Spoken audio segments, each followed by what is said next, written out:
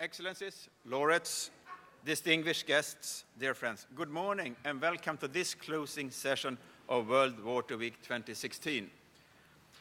I think we have had another good year. This year we have more than 3,100 participants and still counting from more than 120 countries, and you have come from far away.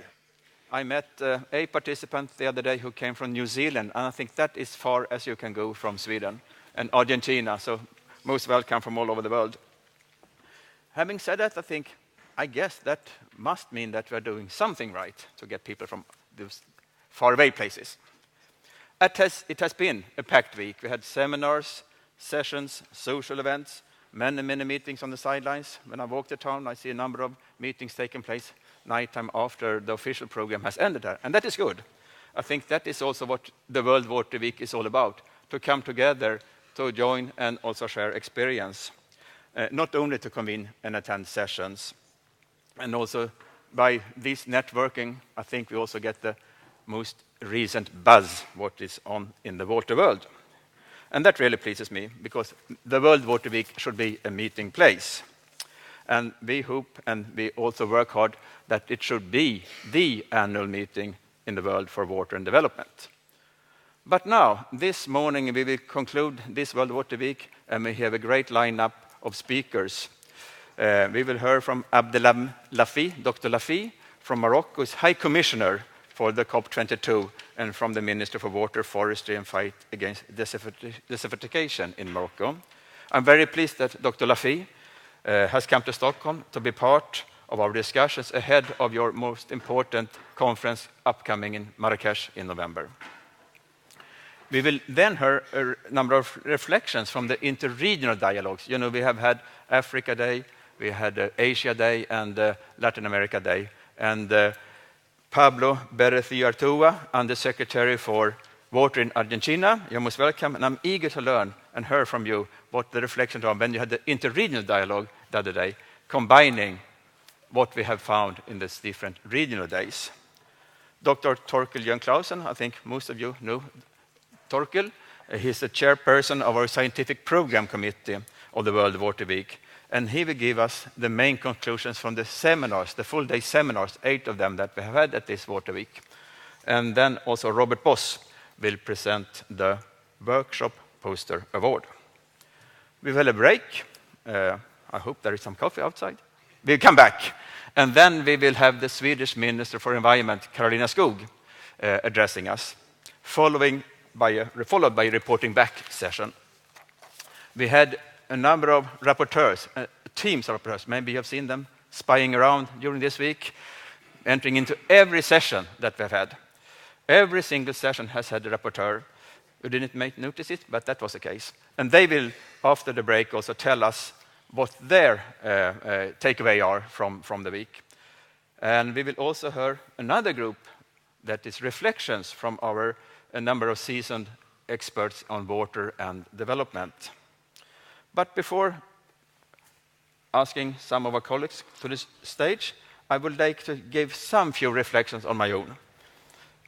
I think when we started off, we thought last year we had those great global decisions: disaster risk reduction, finance for development, sustainable development goals, Paris Agreement. Now it's time to go from the global to the local level, and that has been emphasized all the week around. And I think that is absolutely essential if we are to achieve not only the global goals, but also what came out of Paris and also eventually from Marrakesh. We will need city and local leaderships, businesses, civil society at the local level to really implement what has been decided on the global scale. We need to learn from each other to create smart and viable, sustainable partnerships. Water also is too important to just be kept within our community, water community. It's a central part of the entire society, and that is what we are here also to enter into in the future. Now, I would next like to turn and invite Karin Lexén, who not only runs the World Water Week, is also Director of International Policy at CV, and she will share with us, or you will share with us, Civi's takeaways from this week. Please, Kari.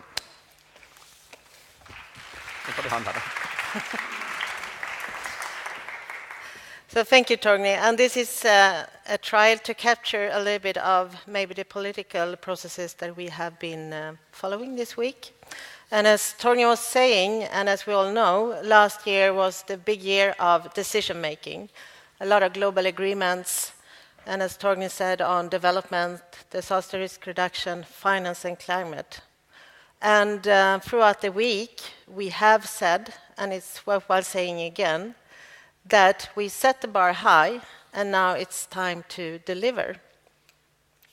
And during the last World Water Weeks, and also many other forums that we have been taking part in, we have focused on getting water into the SDGs and to follow the progress of water in the SDGs once decided, and also to continue push for the integration of water into the climate discourse.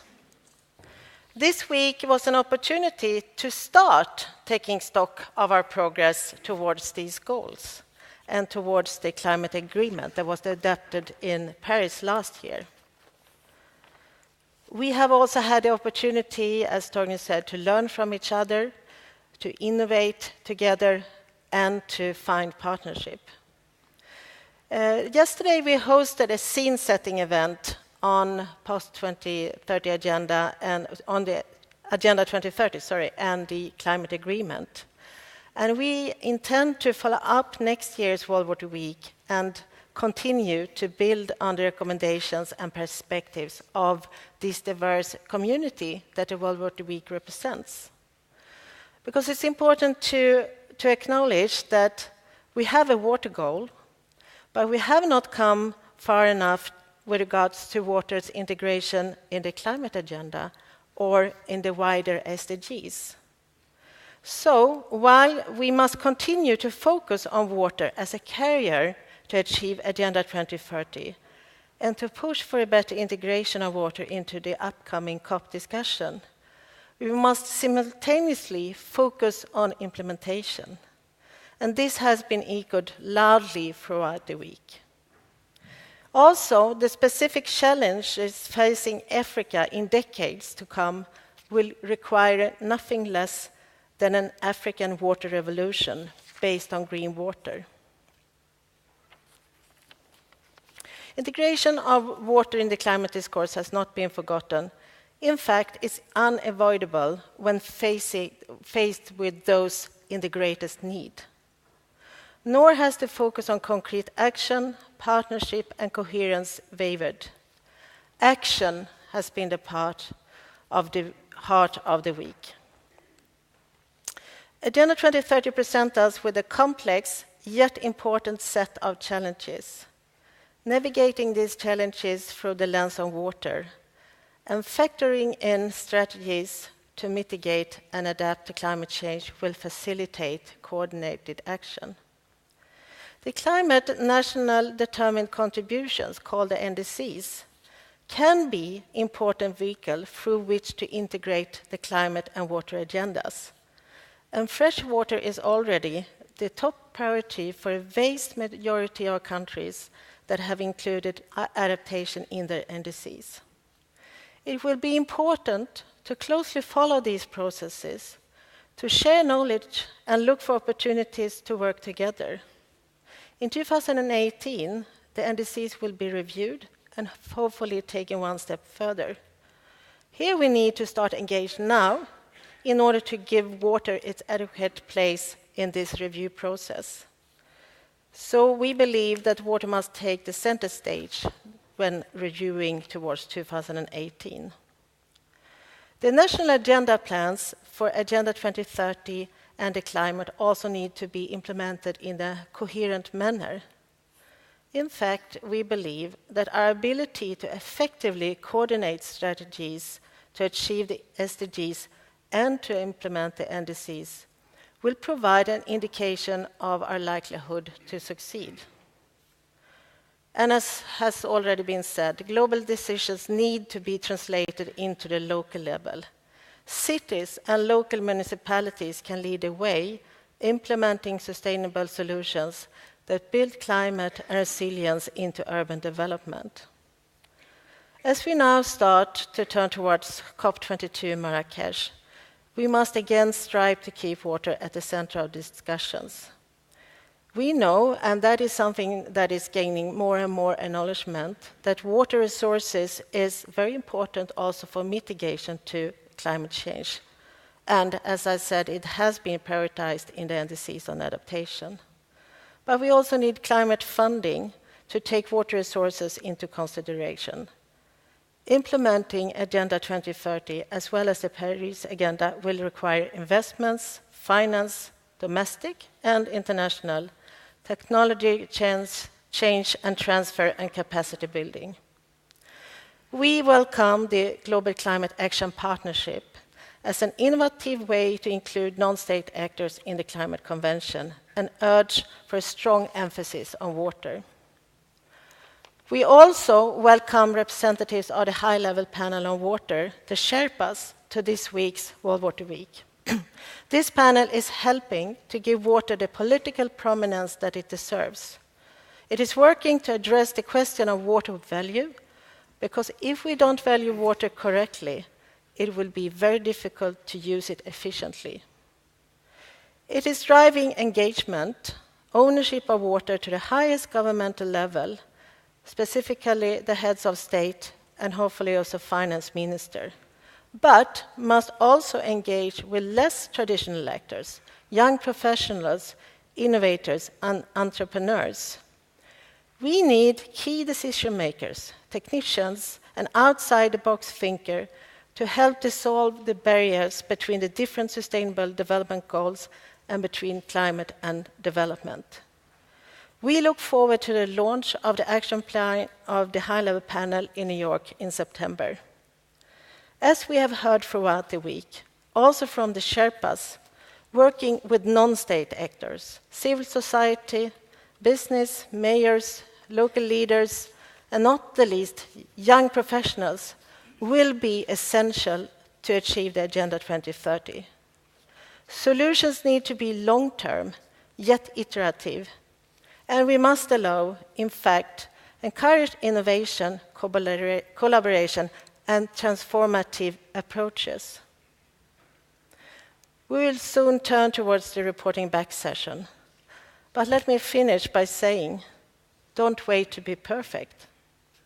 Be ambitious, allow failure, learn from your mistakes, and share your learnings to inspire and assist others. Don't reinvent the wheel. Instead, reinforce, build upon, and develop existing initiatives together. Continue to advocate for water in whatever capacity you can. And hopefully, together, we can ensure that fresh water receives the attention it deserves. Thank you.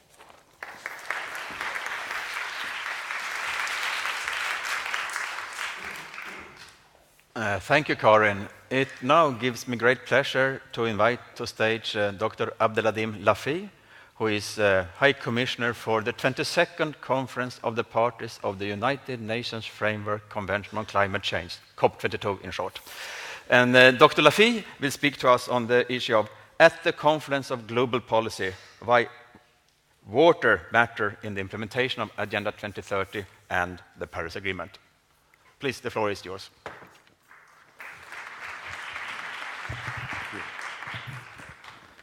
Thank you. Excellencies, in the course of a long process of negotiations, meetings, conferences, since the end of the 60s, the international community raises the question of our development models and how they can be appropriate with sustainable manner to deal with the natural resources, whether renewable they are or not, and the ability of our development to preserve the environment against different damages. Since the meeting of the Club de Rome in 1968, with reference to a dated document, The Limits of the Growth, and through the first big meeting of the United Nations Conference on the environment in Stockholm in 1972, we can consider that it was a real turning point in the sense that it was the beginning of a new concept, the concept of sustainable development. 20 years later, in the Earth Summit of Rio in 1992, the international community agreed that sustainability requires a strong linkage between the economical growth, the preservation of the environmental balance of ecosystems, and the social aspects. 3 major conventions of Rio, climate change, biodiversity, and desertification, these are the 3 major items dealing with specific themes. But despite the efforts to reverse the regressive trend, the results were far from the objectives. And in many manners, the erosion continues to affect the biodiversity, the land degradation, and the greenhouse gas increase rapidly to reach, in April 2016, 470 ppm compared to 283 ppm in 1958. 20 years after the Earth Summit of Rio in 1992, and 40 years after the publication of the Meadows report, we can consider that the 3 Conventions of Rio cannot be considered separately. The desertification is strongly linked to the climate change, and the biodiversity erosion cannot be considered without taking in account the global policy of habitat restoration. Those 3 conventions must be managed as a whole in a strong coherence linkage through an integrated approach. The autumn 2015 was an historical period with 2 major agreements. In September, the 17 goals of the Strategy 2030 of Sustainable Development, and the relevant 169 targets were applied in the General Assembly of the United Nations. The main target aims to build a program of sustainability in the Horizon 2030. The Conference of Parties, COP21, adopted in Paris, was a decisive agreement. 2 months later, the international community aimed to reduce the increasing of temperature less than 2 degrees, and when it's possible, 1.5 degrees. This was an historical turning point, a real diplomatic success. We use it to say that Paris was a COP of decisions, and the COP22 in Marrakesh in November 2016 will be the conference of implementation. Both aspects, mitigation and adaptation, are linked, and they are required to be implemented in a whole policy, taking into account the specific condition of each country and the scale of priority depending on the level of the nature of the vulnerability they are facing at. The climate change policy is linked to the new development models expected to be set up. In this regard, the implementation of Paris Agreement is connected to SDG. Even water is a transversal matter. In all the 17 goals at different levels, the target 13 underlined clearly we have to fight against climate change and against the impacts of climate change. The means at the same time, that means the same time mitigation and adaptation. But which approach to adopt? The appropriate approach is to learn from experiences of the past decades. We experienced the thematic approach dealing with water, energy, soil, and the second approach is the sectoral one, agriculture, industry, urbanization. but not enough the territorial approach or an ecosystemic approach. It appears that the thematic approach dealing with water, land, energy generated, without any doubt, substantial results, so long that we were far away from the scarcity and different threats. The current situation allows no longer any linear approach. These natural resources were and remain the core of building the sectorial policies as agriculture, food security, tourism, urban development. But the sectorial policies, even with an internal coherence, raise a conflictual situation and increase intersectorial competition due to the scarcity of those resources. Therefore, the integration is not a sum up of sectorial policies. The sectorial policies have to emerge through an ecosystemic approach with the means of the policy based on the concept of sustainable zone, ecozone, or ecoregion. That means that we have to deal with the complexity, the permanent arbitration of different sectors based on reliable diagnosis of the available resources with the specific strengths and weaknesses, and overall the implication of all the actors at local, regional, and international levels. But how to go from decision to implementation from COP21 in Paris to COP22 in Marrakesh?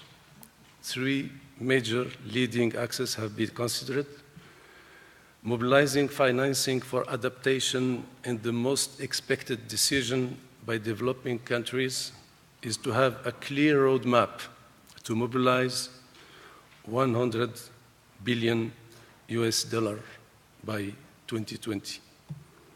The second one is strengthening partnerships to accelerate the transition towards a low emissions future, which requires a mechanism for strengthened capacity building, which is the core point of the NDC, to turn the NDC into national policies. And the third one is to implement and strengthen NDCs under the Paris Agreement. This is the linking point with the Global Climate Action Agenda. In this regard, the ongoing process on negotiation, the formal process, the mobilization through the informal process, and the mandated and special events will continue the 3 milestones to take Marrakesh a successful meeting, a successful conference. Water is a central issue in both the 17 goals of SDGs and the published NDC. Among the 83% published NDC related to the adaptation, 93% include water. Water appears as the first priority, not only for the sector of agriculture, health, or drinking water, but in terms of risk assessment and risk management. The African countries, Latin American, Caribbean, and Asian Pacific countries are the most concerned and the most demanding in this regard.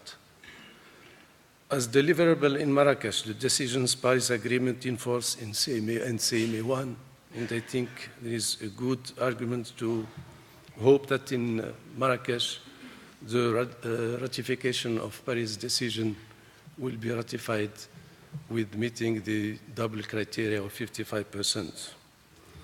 There is also the loss and damage with the 5-year work plan to be received in Marrakesh. The capacity building, the committee achieving terms of reference, the framework, and the election of members of the Action Agenda Climate Finance. The political statements showcasing major programs for Africa facilitative dialogue, finance dialogue, a roadmap to achieve the $100 billion, and also the host country initiatives. The top of the priorities is to provide concrete, bankable projects on adaptation and mitigation. The AAA, Adaptation of Agriculture in Africa, is one of those initiatives, and in this regard, a concrete one to address at the same time the soil neutrality degradation, the Goal 13 for the SDGs, the food security, and the agricultural water management. We were very pleased to welcome you next November in Marrakesh to continue our commitment on our common concern and to make the meeting of Marrakesh a successful one by delivering concrete solutions. Thank you.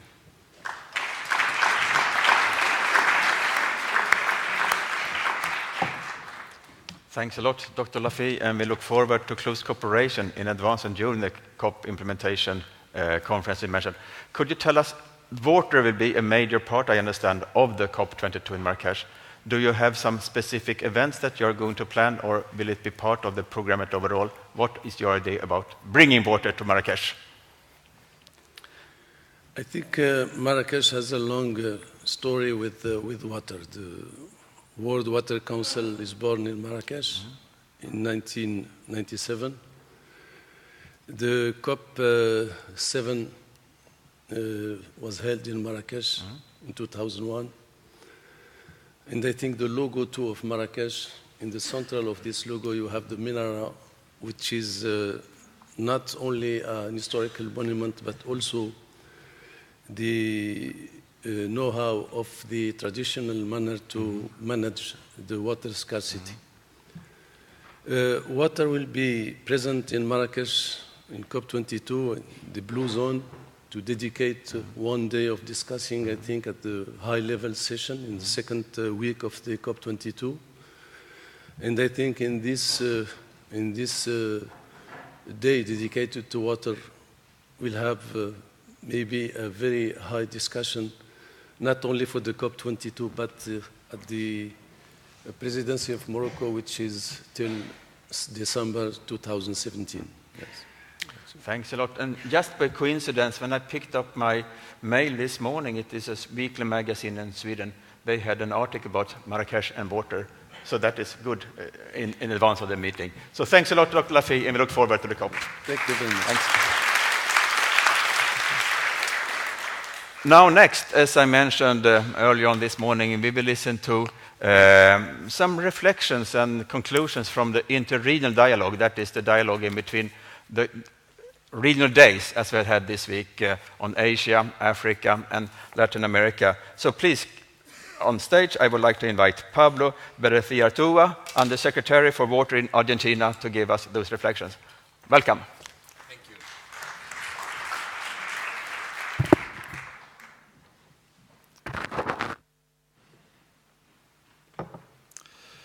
Thank you. Good morning to everybody. I would like to share with you some of the conclusions and ideas of our discussion here. I also want to point out that it's been a very inspiring week, and I want to also highlight the level of organization and the possibility of networking that all these dialogues and the conclusions that I will be sharing with you allowed. So let me please start with a quick reflection. I'm here because I'm right now running a national water plan in Argentina. It's one of the main components of the new government of Argentina. It has started last December. So many of the discussions that I will be sharing with you and the conclusions are going to be very much useful to the implementation and delivery of our program in Argentina, which is very much aligned with the topics of this week here. So first of all, I would like to say that in our discussions, in the meetings that I was taking part of, and also in the ideas that the other people that were working as secretaries of these discussions shared with me, it was very, very clear that in order to achieve economic growth, water is a key issue. But also that we have to come up with a more integrated approach on how we deal with the water, and basically that we have plenty of information, but many times that information doesn't translate into key solutions and into useful policies. If we are very concrete, some of the discussion took us to the idea that when you don't have water, of course, in a proper approach and available, then you cannot be competitive. In Argentina, it's a good case of that. I will not go into details, but recently, in the last few years, we have had, and we are facing right now, mainly due to El Niño in some parts of the country, but also due to the lack of the water in the glaciers in the area of the Andes, and also in several issues of highly polluted water basins in highly populated places of the country. Some of the challenges are very clear. So as we know, we have the goals, and one of them is pointed towards water on a very straight basis, but as it was said here, one of the discussions took us to the conclusion that actually all of them are very much related to water, and water is a central issue. So I'm very glad to have heard just right now the level of attention that there will be to water in Marrakesh in the near future. And this is also some of the key points that were in our discussions during this week. So the second thing that I want to highlight is some of the key issues that we thought the World Water Week was playing and was making available to all of us. One of them is that we need to move into policy.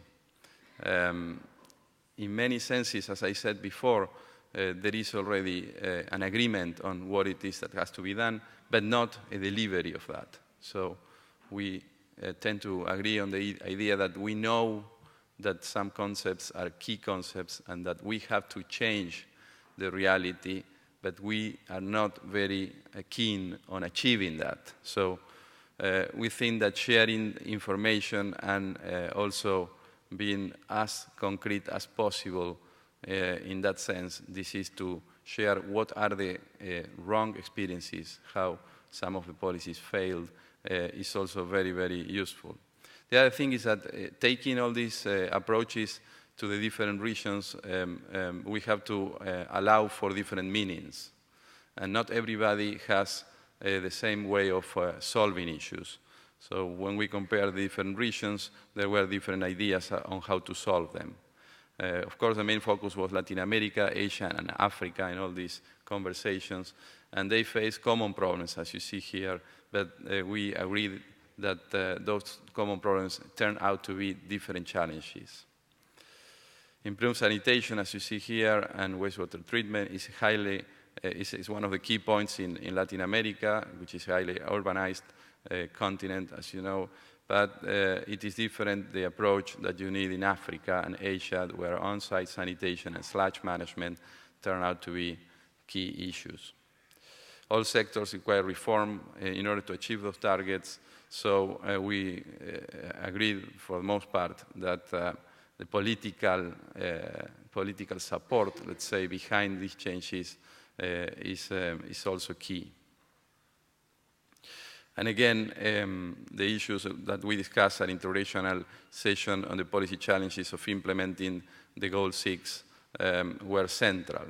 So finally, we wanted to address that, of course, we want to go for more basic services, but also we need water treatment, we need water security. It is water resources management as a whole which has to be changed. Public sector alone cannot achieve those developments, so here comes one of the main conclusions. We need the private sector to take part into the implementing and delivery of the sector. That is also very, very clear in the Argentinian case, where the plan that I am running is one of the main plans. Probably it is 1/3 of the investment in infrastructure in the country. But we know that if we want to achieve the goals, that is not going to be enough. And so the challenge is, how do you put together public-private partnerships so that the private sector can be a member of that, avoiding some of the failures that some of them were significant in the past. So we need to foster, as it says there, the businesses around the water and sanitation as a general, and to make it more clear. Then the other key conclusion, a second key conclusion, was that we need to move away from a linear approach. We need to be able to recognize complexity and to move into the circular economy. That is also a big challenge. Our governments are not designed to do that. They are designed in silos components, and it is not that easy to have the people to work together on policies that may be useful to allow the private sector to do some of the circular economy, but only if you set the rules and the proper rules to achieve that. And a third key conclusion is that we need to move into more of a green infrastructure approach. And we do know far more on nature than we used to know in the past. Also, there are plenty of technologies, mainly digital and Internet of Things and monitoring technologies that let you to dealing with the variability and uncertainty of nature. But once again, you need the institutions and the rules and the policies in order to do that. Very quickly, I want to share with you the main ideas of the Argentinian Water Plan, just as a case in which all these discussions can enrich the policy. So we have a plan in 4 main components. One of them is water supply and sanitation. So our goal is to reach 200% of water supply and 75% of sanitation. Argentina has now 80% of water supply and 50% of sanitation. And in order to do that, the plan requires an investment of $21 billion. The second point of the plan is to adapt the territory to the climate and to the climate variability and to the climate change. So Argentina is a very extended land, as you know, 5 million square kilometers, and it has all kinds of heterogeneities and diversities in the water access. Right now we have around 7 million hectares underwater, very productive area in the Pampas due to El Niño, but at the same time we are lacking water in several of the cities that are right next to the Andes. So our plan implies a $10 billion investment in order to do the infrastructure and also the technology to get to the data and to do the modeling and to be able to have early warning systems and so on. A third one is to do multi-purpose, large-scale infrastructure. And Argentina has not done that for a few decades. There are 2 or 3 of them that are key for developing, particularly in the arid and semi-arid area, and we are starting them. And a fourth one is to basically enlarge the agricultural area of the country by developing infrastructure in the boundaries of the agricultural area. And we are facing a challenge of around 800,000 hectares, which implies almost $4 billion US dollars in order to do so. So if we want to do that, and this is a priority for the current government, we need to take into account several of the ideas and discussions that we were paying attention to during these days. So let me just come to an end with what I think are the 3 main concepts of our discussions this week. Of course, we are working around the goals for 2030, and I just wanted to share with you some of the views of all of our discussions from my point of view, considering the Argentinian case. 3 key issues for me are outcomes of our week of work here. One of them is that we need to move into the circular economy. That is not easy, but it is key. And we need to do that sharing the possibility of including green infrastructure. So key issue here is how do you put together policies and frameworks so that green infrastructure is actually a good business and can be taken up by the private sector. A third one is this thing that I just said. Governments are not going to be enough. So even though Argentina has water as a key priority, if you run the numbers, you realize that governments are not going to be enough. And a fourth one has to do with us. What are you going to do to make it possible? Thank you.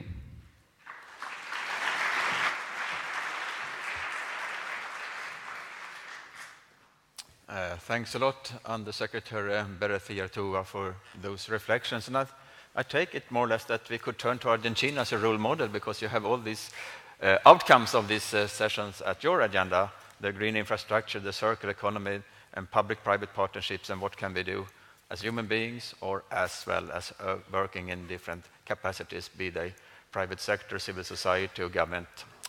Now, next on our schedule is Dr. Torkel Jan-Clausen, the chairperson of the Scientific Program Committee of the World Water Week, who will share with us your outcome, or the outcome of the 8 full-day seminars. You have had a busy week, so please come on stage and share with us your reflections. So this one here, right?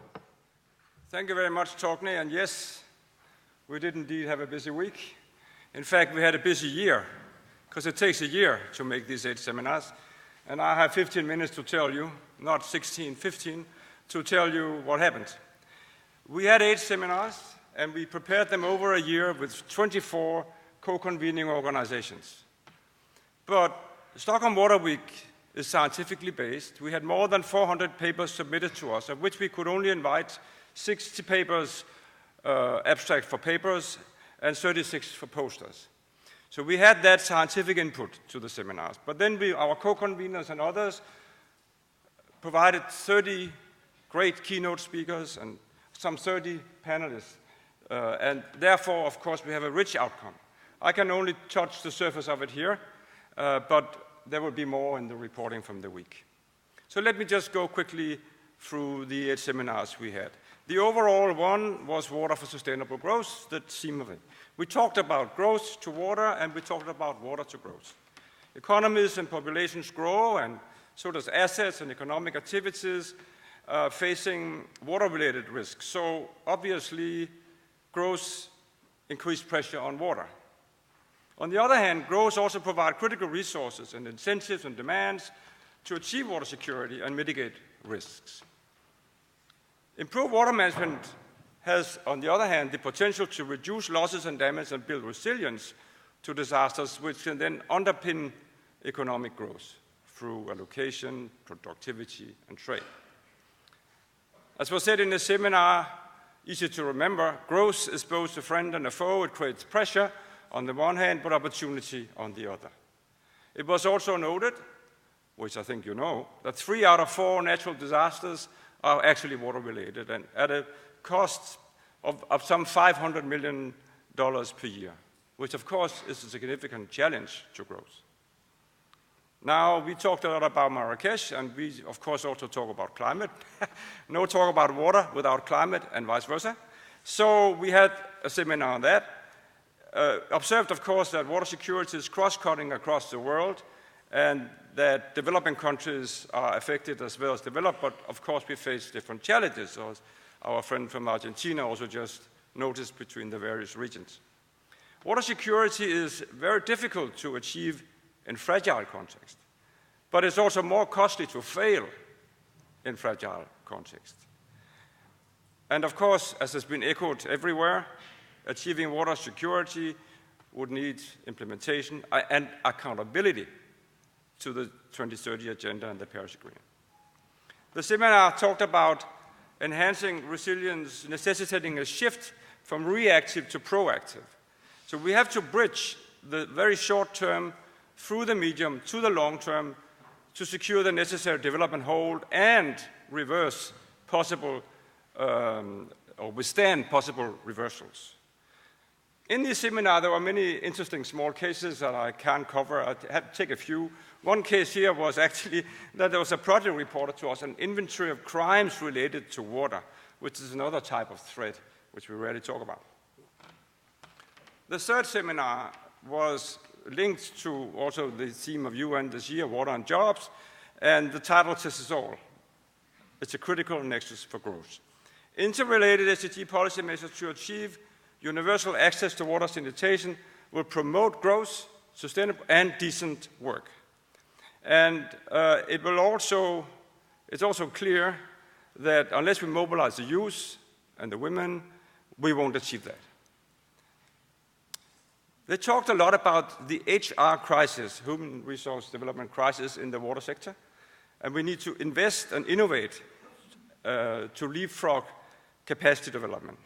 And doing so by creating the evidence, by setting up cooperation and collaboration mechanisms at all levels to develop the workforce, and also to share best practices to help organizations encourage and attract, and not least retain staff, which is an issue. That seminar also, as we have heard in many of them, and you also mentioned, the multi-stakeholder dimension, the multi-stakeholder value chain with everybody, buyers, financial institutions, government agencies, and so forth, together to de-risk the millions of livelihoods or jobs along this chain and incorporate water stewardship in that. Here, the cotton industry was mentioned. It's the largest generator of livelihoods and jobs worldwide. And as I will come back to later, or you will hear next year, we will talk about the textile industry actually in Stockholm next year. Also, we get a lot of figures. Figures often tell a lot better story than so many words. Now, one of our co-conveners was ILO, International Labour Organization, representing also UN Water and the World Water Development Report.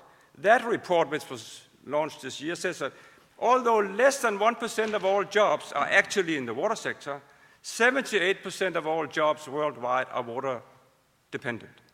And half of those, 42%, they say, are heavily water related. Another interesting message, which a number tells a lot, is that in the developed world, like in US, Europe, 90% of all agricultural jobs are actually non-farm jobs. And these figures tell some stories and indicate some challenges. We move then to ecosystems, and here with the ambition of moving from vicious to virtuous cycle. Here we had a collaboration between the top of the world and the sea. We observed that mountain and coastal ecosystems are frequently overlooked in water management, but offer a range of important ecosystem services and management of river water. Climate change, population growth, socioeconomic change call for holistic management in the whole continuum, from source to sea. And in Asia, they say from Himalaya to the ocean, H2O. Easy to remember, and important to remember.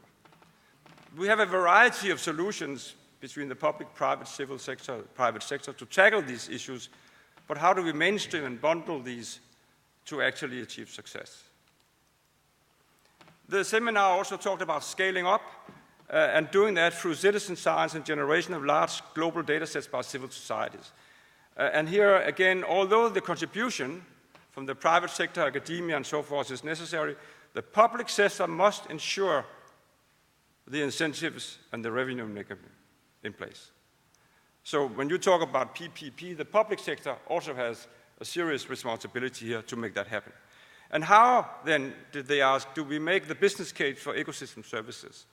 Can we preserve the health and integrity of these systems without fully rethinking the way we understand growth? We always talk about cities, and don't kill the messenger, because this is what they said. Demand-driven solutions is now the new normal. That's what they said. I hope they're right. Approaches and solutions, they said, have to respond to a plethora of key stakeholders. And here, the key is digital media. Voices are now being communicated, as we know, through digital and social media, and we need to encourage this and learn how to better capture and respond to this, to create that desperately needed urban change. The seminar focused a lot on resource recovery. We need to have a great understanding of the potential utilization of end products and how they can fit into business. And here, again, business model thinking can actually facilitate the process, and the water sector must begin to adopt and implement business models and tools and instruments. So this seminar also said that noted that the imperative for change are often driven by triggers, like shocks. And we know from Sao Paulo, and Justin Kellman from Sao Paulo was here, that the drought in Sao Paulo opened people's eyes, but then it gives you a small window of opportunity because we forget again. And we have to grab these windows of opportunities. They also talked about a new paradigm in relation to urban, that we have to view all components of the urban water system as a single unit and rethink the way in which water is used and reused, and how waste is viewed as a resource. Now, I know I'm jumping the gun of Torgny, who want to tell you at the very end of this what is the theme of next year. I have beg forgiveness, it's too late, I already put it. The theme of next year is water and waste, reduce and reuse. You can translate that title to circular economy. That is all about. And in fact, UN next year has a theme on wastewater, and it says wastewater, the untapped resource. So this year's seminars, many of them actually, pointed the way to next year and to the circular economy. So let's get a lot of Argentinian next year, and please help us. Water stewardship is a driver for business growth. Companies build and execute water stewardship and mitigate physical, regulatory, reputational water risks across the value chains. Corporate risk management strategies will not succeed unless, again, there's a strong framework of water governance to address the root causes and take collective action.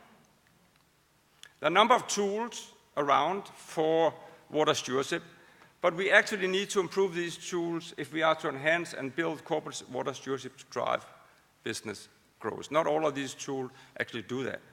And we need also to better incorporate reputational risk and brand value into water strategies in the business, along with innovation in new business opportunities and products and services and so forth. No water week without financing. Financing is a key issue. If you ask Ben Braga, it's the issue. Finance, they know, is about pricing risk and managing risks. Difficult type of financiers address different risks, of course, and hence there's a benefit of combining different sources, debt, equity, concessional finance, etc. There was debate, not so much about green infrastructure, although that was also debate, but is water actually an infrastructure sector? Okay, if you approach water as an infrastructure sector, that helps in standardizing project design and risk assessment. On the other hand, if you approach water as a cycle, you broaden the range of financing options. So I guess we want to eat our cake and have it on this one. Financing, the first priorities of investors, of course, is to obtain market rate returns. We know that. The challenge for the water sector is to deliver impacts and then still get market rate returns. And sensible pricing is key here. And it was noted there's a difference between the energy and the water sector here and precisely on the revenue stream. Again, a small remark I caught from these seminars. Somebody said, when the water person asks, where's the money? The funder says, where's the projects and the institutions? The last seminar was on governance. Last but not least, I don't know why we always put it last, but it's not least. They talked about a lot of social network analysis contributing to improved governance and capacity development, and that we need to design comprehensive assessment tools to identify the political spaces for change and also the power relationships. They noted that it's very difficult to monitor and assess performance. We know that. We need agreed specific indicators for good water governance that go beyond actually the SDG indicators. And we need to collect the right type of data and information to end users relying on both government and non-government. That seminar talked about mainstreaming integrity and transparency as a response to reduce corruption. We need policy reform to not only reduce but eradicate corruption, and that requires careful consideration, of course, of the cultural setting of a country. International donors and policy can help strengthen the agents of change by working together with the right agents. And Torgny is now standing up, and this is my final remarks, Torgny, so you don't have to give me a red card. This seminar told a story, a clear story. It said that water is the key to sustain growth and jobs, but growth needs to be managed to harvest the opportunities and reduce the threats of water. This year, 2016, we started to live the 2030 agenda, didn't we? And we discussed here the links between the water SDG number 6 and the growth SDG number 8. Next year, we will continue to talk about linked SDGs and with a special focus on linking 6 and then the sustainable consumption and production SDG number 12. So next year, we're going to have a great new set of seminars. We have already started on that, and we hope to see many of you helping us to have some great seminars next year. Thank you very much.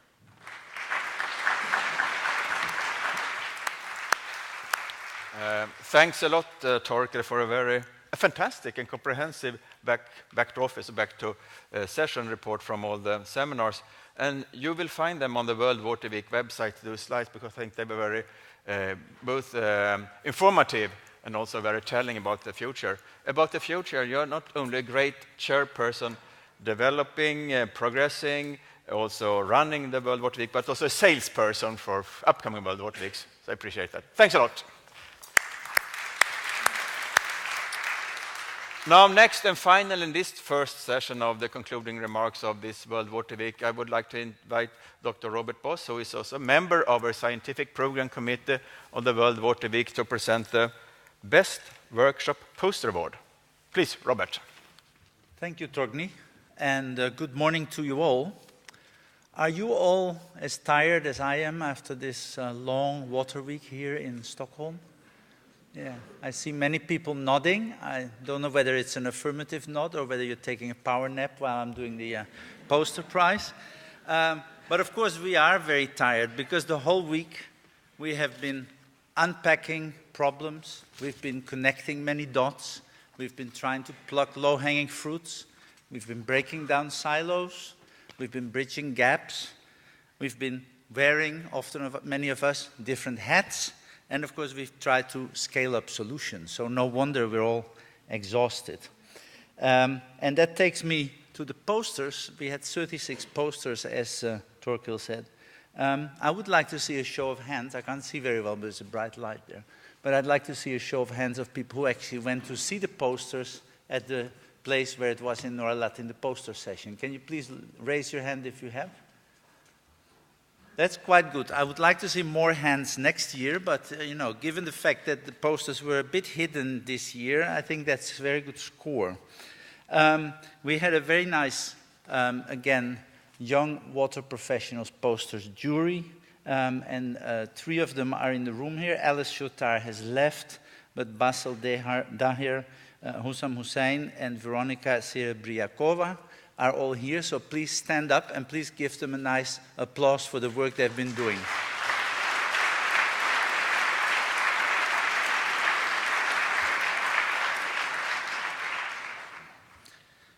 Okay, the theme of this year, of course, gave a rather broad scope also to the posters that were submitted. And so we had quite a range of issues that were being covered. We learned about offshore aquifers under continental shelves, but we also saw localized IWRM activities in Malawi. There was one on drought relief and bulk water distribution in South Africa. And closer to home, there was something on the urban stormwater management here in Stockholm. So it was quite a task for the poster jury to come up with a final verdict on which was the best one. But we did come to a conclusion on this. It was a unanimous conclusion, and the motivation that we give for this poster that we selected is that it was very relevant. It was adequate. It was relevant to the SDG agenda and to the climate agreements, and it addressed the criteria for planning prioritization of extreme weather events. It was multifaceted, both addressing technical and institutional questions. And then it was very much also something that had the interface between policy and practice because of the arrangement between a research institute and a municipal corporation. The solution orientation was based on 3 items, 3 pillars: balance, sustainability, and planning. And you see that here reflected. And I can announce that the winner of this year is Mr. Philip Kruse, Technical University of Dortmund, with the poster Managing Extreme Sustainable Planning for Water Resources in San Diego. Please come up the stage, Mr. Kruse.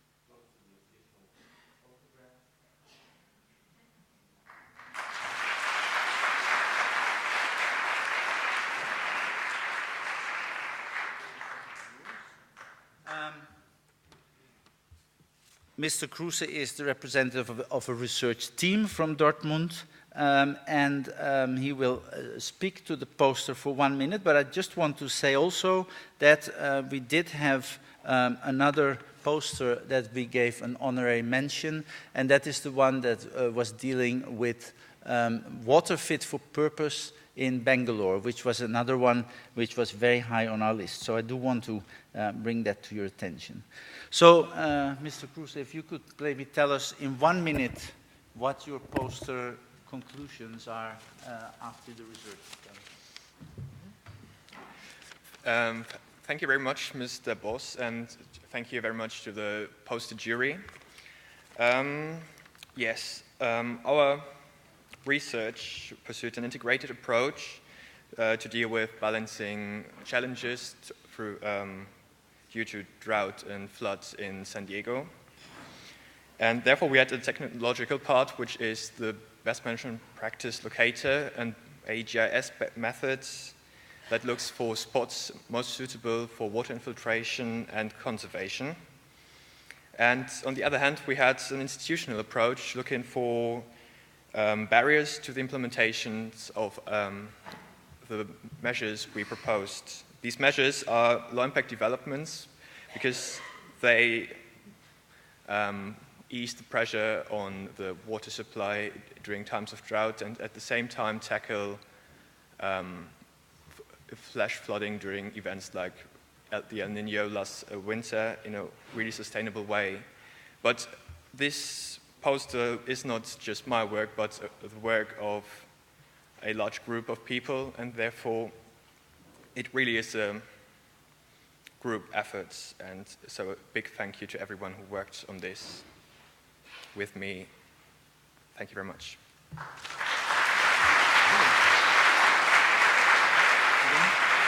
Congratulations, and thank you for being up here. And thank you all very much, and see you next year.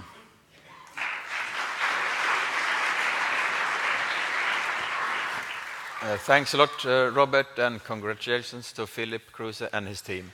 Now, that brings us to an end of this first part of the concluding sessions. There will be a break. We will reconvene here at 10:30, where we will have more of rapporteurs of the week that has been going on, and also a statement by the Swedish Minister for Environment, Karolina Skog. So please welcome back at 10:30. Thank you. Welcome back to the second and final part of this closing session. I like it. We have a full house. It's interesting topics I think we are going to discuss. And now I have the great pleasure to invite to stage the Swedish Minister for Environment, Karolina Skog, who will talk to us about water-wise innovations for sustainable consumption and production. Please, Karolina, the floor is yours. Thank you for that introduction.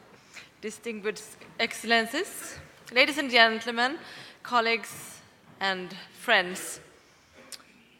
Water is a shared responsibility and a shared resource. The world's growing population will increase the demand for water, and this calls for water-wise innovations.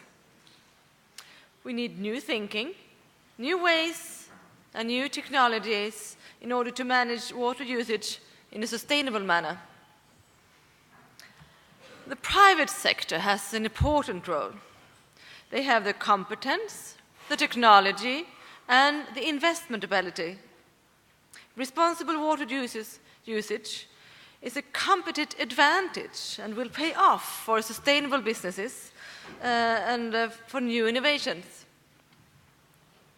We need to use this dynamic force and come up with innovative solutions for water usage to reuse, reduce, and recycle. Let me give you an example of a Swedish water-wise innovation that actually comes from my hometown.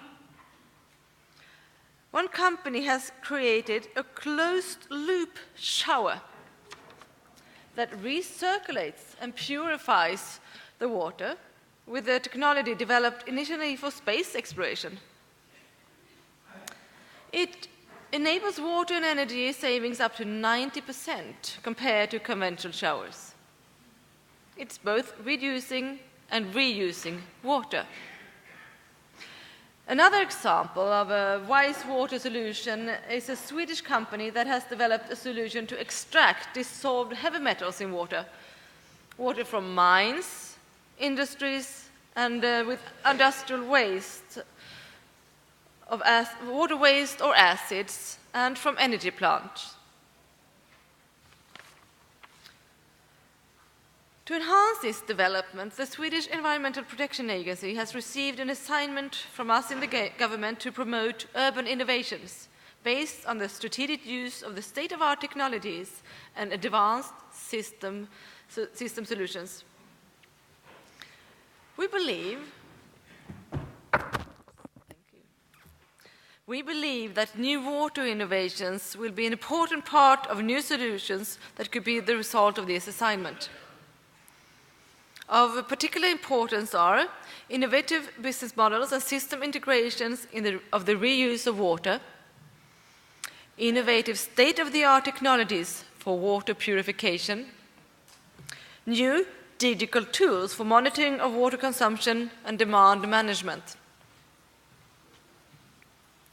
Integrated urban management is fundamental to the health and equity of our cities. As an example of the local scale, I want to mention experience from my former position as a deputy mayor in the city of Malmö. Through partnership and working with sustainable wastewater solutions, especially new innovative solutions for stormwater, we transformed one of the most socio-economic exposed and vulnerable areas in Malmö into a promising living area without increasing the cost of housing. To face the challenges, we've worked in different measures in a holistic way with regards with both ecology, economy, and social aspects.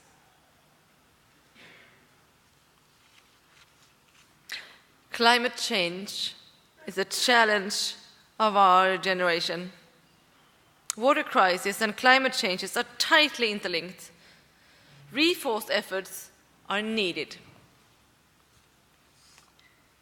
There's a great need to identify risks and vulnerabilities. Knowledge about climate change and its effects on society must increase. Preventive measures are much more cost-efficient than reactive. Smart, waterproof climate investments will pay off in several ways. Therefore, a national center for climate adaptation is permanently established in Sweden. It has the task to collect, compile, and make available knowledge on climate change and adaptation.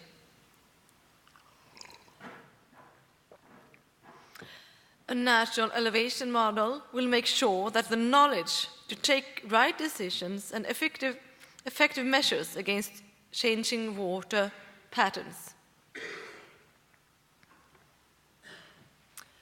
Water is a necessity of life and an engine for development.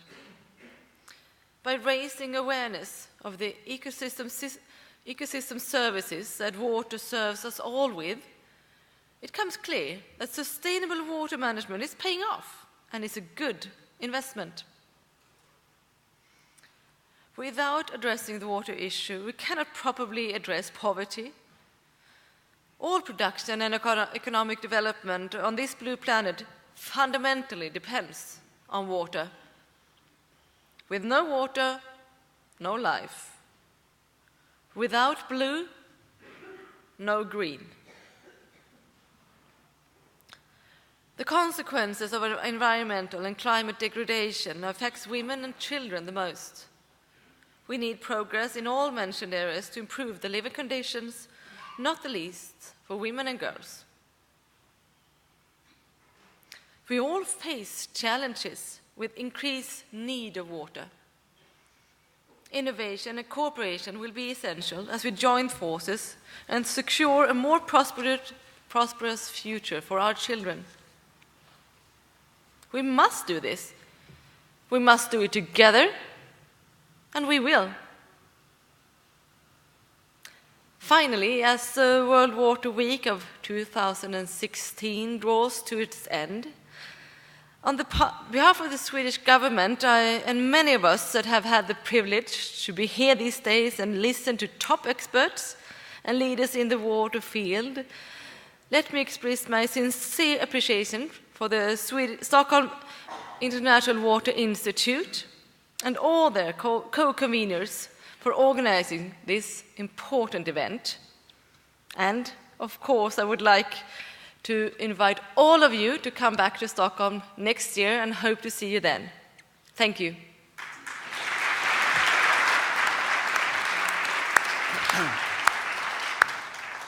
Thank you, Minister.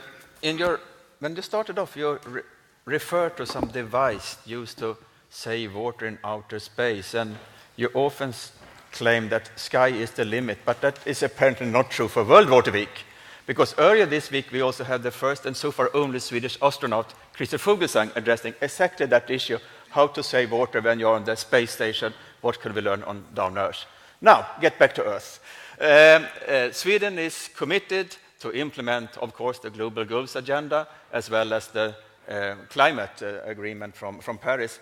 But what do we really do to make that happen in Sweden, and what role does water play in that context? We have a very ambitious work on the CDDs in the Swedish government, and we have given assignments to all relevant agencies to work with the CDDs in their own protocols.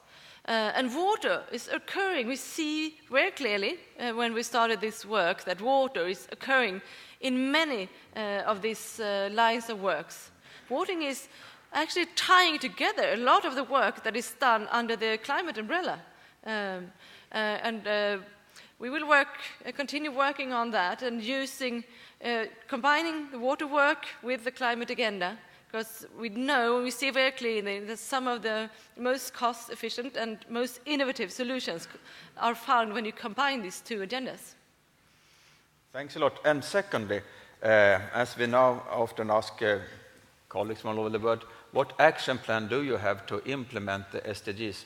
Is Sweden running an action plan to implement the SDGs? And where are we on that? You, government, on that level? We are in a position where we are, as I say, every minister in the Swedish government, every relevant agency is looking into their everyday business. How is it affected by this new agenda? And everybody has a responsibility of finding their own answers on how they will work in their everyday life, in their agency, to reach the goals, so that we will have a full and complete agenda addressing all of the aspects of the CDG, of the goals. And we are in that phase of looking into our daily work, and we are soon to be reporting to the Prime Minister and asking and telling him what we are doing. We look forward to the back to Prime Minister report. Thank you, Minister Skog.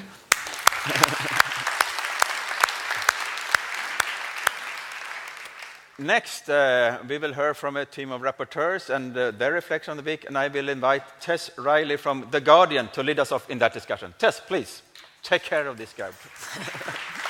Thank you. Thanks.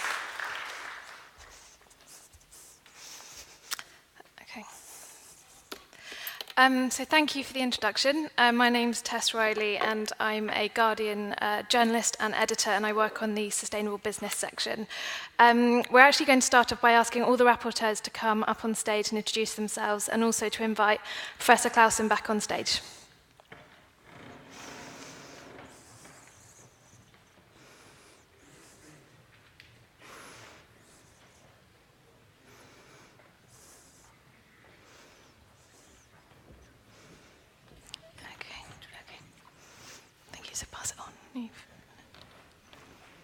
So this first chunk is from the economics team, and I'm Clara Gallagher. I'm a master's student at SOAS. My name is Hannah Reid, and I work for the Water Authority of the Cayman Islands. Anuma Punpanit from Uppsala University. Andrea Beck from MIT. My name is Maartje Koman. I'm a PhD student at Stockholm University. Therese Rudebeck, PhD student from Cambridge University.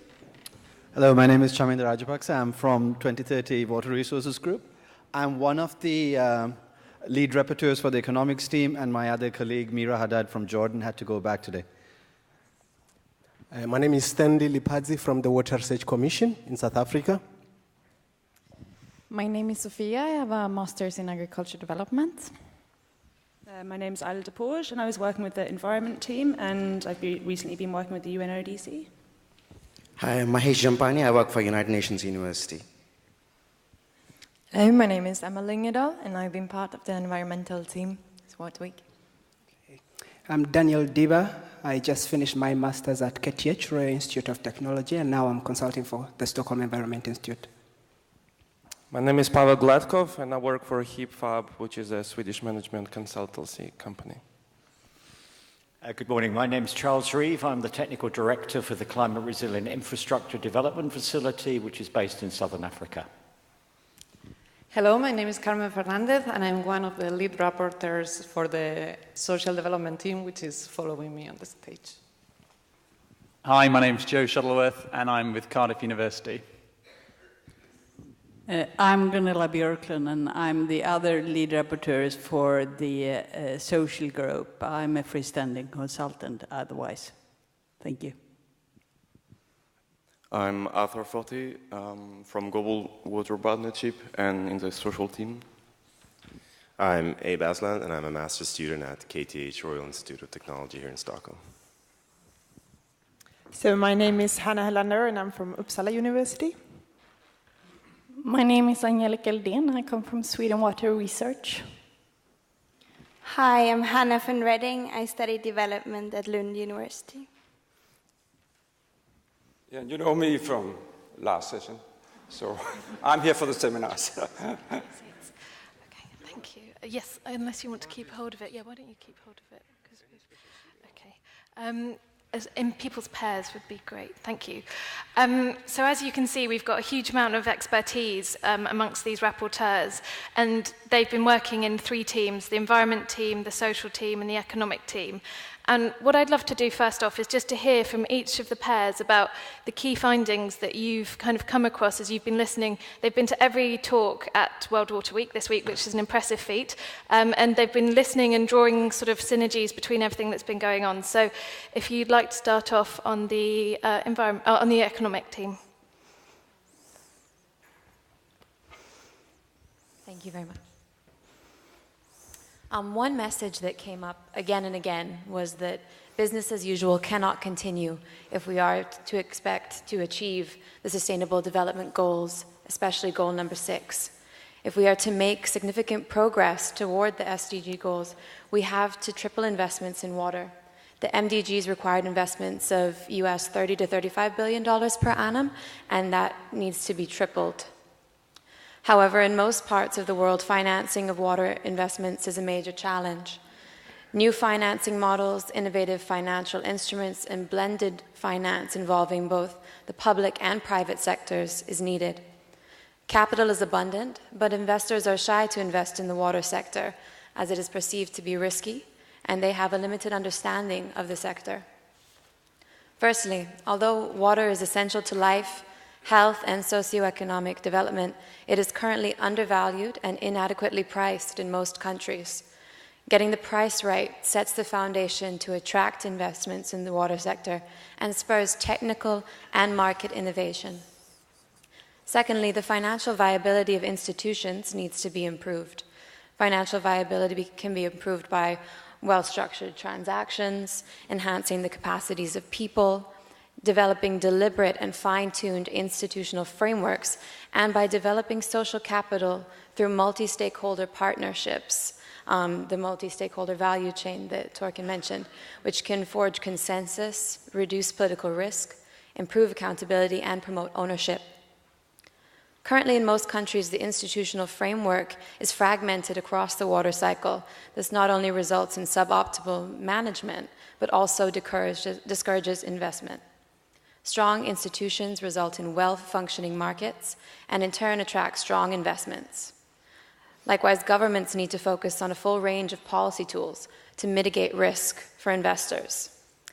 As has been mentioned several times throughout this morning's speeches, the public sector cannot achieve SDG number 6 alone.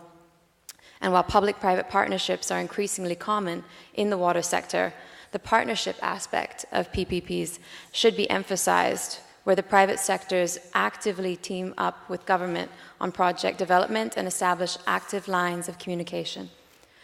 PPPs can be part of multiple scales, ranging from large corporations to small water enterprises. Furthermore, climate change enhances the water risk. While climate variability introduces further risk to water investments, climate change also boosts the demand for investments. Climate funds can be used to build bankable water projects using blended financial tools to reduce the risk to an acceptable level for private investors and to lower overall financing cost. And I'd like to end this by quoting from Jan Eliasson, Deputy Secretary Director of the UN. We live not only in a time of great risk, but in a time of great opportunity.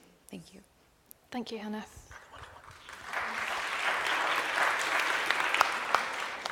Okay, next up, I think we're going to hear from the environment team. Thank you. We are part of the environment, and if that is true, we should actually accept that we are part of the ecosystems, and we depend on these services which are important in our lives. I think one of the issues that came very strongly during the discussions during this week is about integrated water resource management. And what has also been singled out, which is very, very important, was the issue relating to the abstraction of water, especially groundwater. This is actually problematic, especially in the developing world.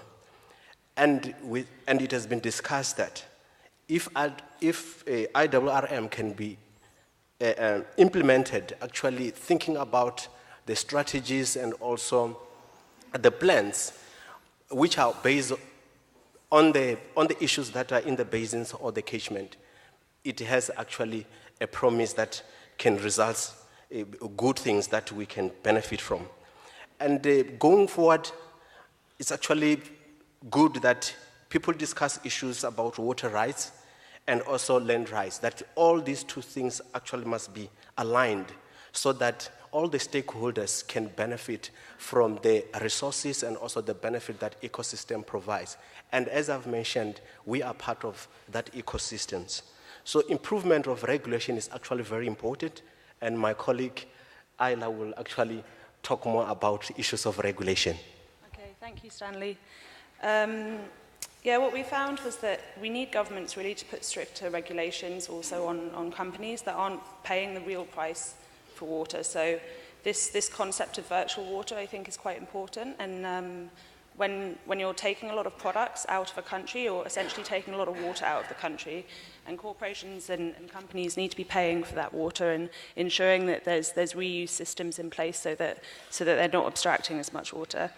The polluter pays principle, I think, is important for the environment, and that we need a life cycle assessment model for companies to be sticking to. Also, we found perhaps that sometimes the environmental concerns are still sidelined in the discussion. And there was a nice anecdote that it's like bringing a knife into a gunfight. When you're talking with large financiers and people with large economic interests in the area, if you start talking about the environment, it's not central in the discussion, but more and more so now we're finding that it is there, and it really needs to be stressed. Also, perhaps our metrics for measuring the development, the theme of this conference is water for sustainable growth. So perhaps the GDP indicator is not what we need right now. We need something that really takes the environment to the core of what development is. So you were going to talk a little bit about the water reuse that we need. Yeah, wastewater is another thing that has been talked about a lot. There were several sessions that talked about giving wastewater an attention as the best way to prevent pollutants to re-enter our water courses. Prevention is better than cure, isn't it?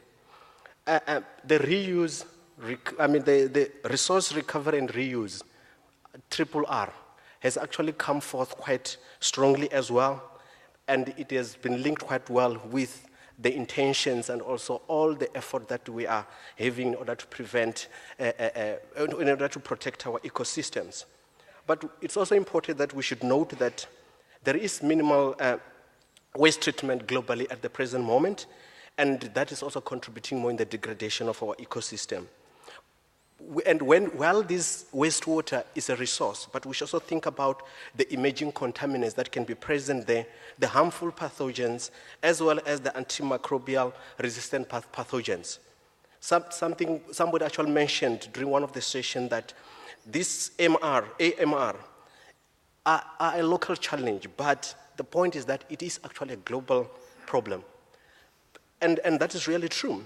So treatment or treating this wastewater can actually be useful because we can be able to use this water for different purposes. It may be for recreational purpose, it may be for farming, crop production, it may also be good actually as a source of drinking water. So moving forward, as stakeholders, maybe the message that we should always think about is how can we really invest in wastewater treatment avenues? How can we identify all those business models in such a way that we can address socio-economic issues? Ella, can you share with us about some of the nexus relating to water? Okay, sure. So at this conference, there's been quite a lot of talk about the water, food, energy nexus, but we need to still understand that the nexus it's not a thing, it's a process, it's a way of seeing things, it's a way of seeing the interlinkages between the food production system and our water usage and where we're getting our energy from. So it's great that we're now seeing the impacts of one nexus on another, and different stakeholders are coming together to discuss these issues. But food waste, I mean, we have a lot of places in the world that are food scarce, and then we have a lot of food wastage still. So that's a lot of water that's being wasted. We still need to work on making more sustainable food systems and also ensuring that we can provide food for the growing population without degrading the water sources that are much needed. Also, the agreement with the COP21, I think, you know, this is great that we've got this global agreement, and something that was stressed in a lot of the talks is that we need to strengthen the institutional capacity really at all levels for indigenous communities, for local groups, so that they're working also with ministries and the regulations there, and then the top level, you know, we're sticking to the goals. So the last thing I wanted to mention that we were talking about was the idea that the next world war will be about water. So there's this idea that came up that's when the elephants fight, the grass dies. So, you know, with transboundary aquifers, we need transboundary cooperation, and we need countries to really be working together to best use the water for both sides. And, you know, water can be a source for war, but it also can be a source of peace. So as long as we stress the cooperation, then we can find that. So I think that was us from the environment team. Thank you, Stanley and Isla. Finally, onto the social team. Hi there. Something that struck us during the week, especially during a series of talks from the MENA region, they spoke of the water crisis in the region being not so much a resource problem, but an institutional one. This theme sort of came up again and again for me. Maybe I wasn't going to the right talks, but it kept coming up in discussions on transboundary cooperation and conflict, the role of regulation, and how to deliver sustainable services in water. In these sessions, the words governance and integrity seem to be gaining more and more attention as a means of achieving sustainability. Another key part of institutional integrity seems to be the question of accountability for decisions and actions, not just looking at a social aspect, but across economic and environmental issues as well, to foster an atmosphere of transparency and trust within water. Another key image theme brought up was through the series of water and jobs. In this, it was one of education, skills, and capacity building. Earlier when you were speaking, you said that figures paint a better picture than word. But in these talks, it was stated that by 2030, we will need 1 million people to fill a gap and skills to continue meeting demand in water. So, just for an example, that's over 300 times the attendance of World Water Week, or over 66,000 people per year from now until then. This is a huge number, but it's not only a numbers problem, it's a skills problem. There need to be 1 million people with the right skills to face the challenges emerging, and there needs to be innovation and the formal and informal education offered to the water workforce of tomorrow. Talking of innovation, we also noticed the increased importance of accurate and reliable scientific information to support the decision-making process. Beyond this, it was mentioned that scientific agreements, which can be easier to achieve than political ones, can often lead to political agreements. The global agenda, it appears, is not only about sharing money, but it's also about sharing information. In several of the talks I saw about open source information technology and the value of it for growing not only knowledge, but building capacity and supporting decisions. Thank you. And since social development is such a broad topic, we'd like to add a few additional points from the discussion these days. Elaborating on the point raised on the importance of sharing information and knowledge, we see that it's becoming clear for more and more actors in the water sector that provision of services has to go beyond grey infrastructure, and we hear many people today also repeating on this. We have listened to many interesting initiatives being implemented around the world to promote a more integrated management of water resources. We've been discussing about green infrastructure, water stewardship, payment for environmental services, but we also listen to the voice of policymakers, water service providers, and many other actors saying that they are interested, but they cannot do it alone. So this is a call for the wider water sector that has to respond on this and collaborate in the joint design of programs and initiatives. And this leads to one of the key words of the week, which is collaboration. And it's not a new one, but there are still many challenges in bringing all the stakeholders to the table, finding a common language and coordinating efforts, while keeping a good balance of the different interests. Building on sustainable, balanced and effective multi-stakeholder platforms, as our colleagues were saying, is paramount. We would also like to highlight what seems to be a novel topic in the World Water Week, and this is faith. Water is essential for life, but beyond basic survival, water has a spiritual value. Many cultures, religions, and traditions acknowledge that. We can particularly learn a lot from indigenous people on this subject. Water inspires poetry, painting, music. We've been talking a lot about water conflicts, and we have to solve them. We have to keep on fighting them. But we were happy to see that the potential of water as a unifier, as a common language, has also come to the table. Thank you. Great, thank you very much. Thanks. You guys, yeah, you're going to need to keep that. Okay, so I've got a few very brief questions for the rapporteurs, and then I'm going to throw it open to you guys. So if you want to start thinking about your questions. The first one is about gender. Where do women fit into this? Yeah, gender has, again this week, this year, play a central role in the discussions. And this is unfortunately still needed. We still keep on seeing panels with only men, despite the huge compromise of the organizers for gender equality. But this reflects parts of our society.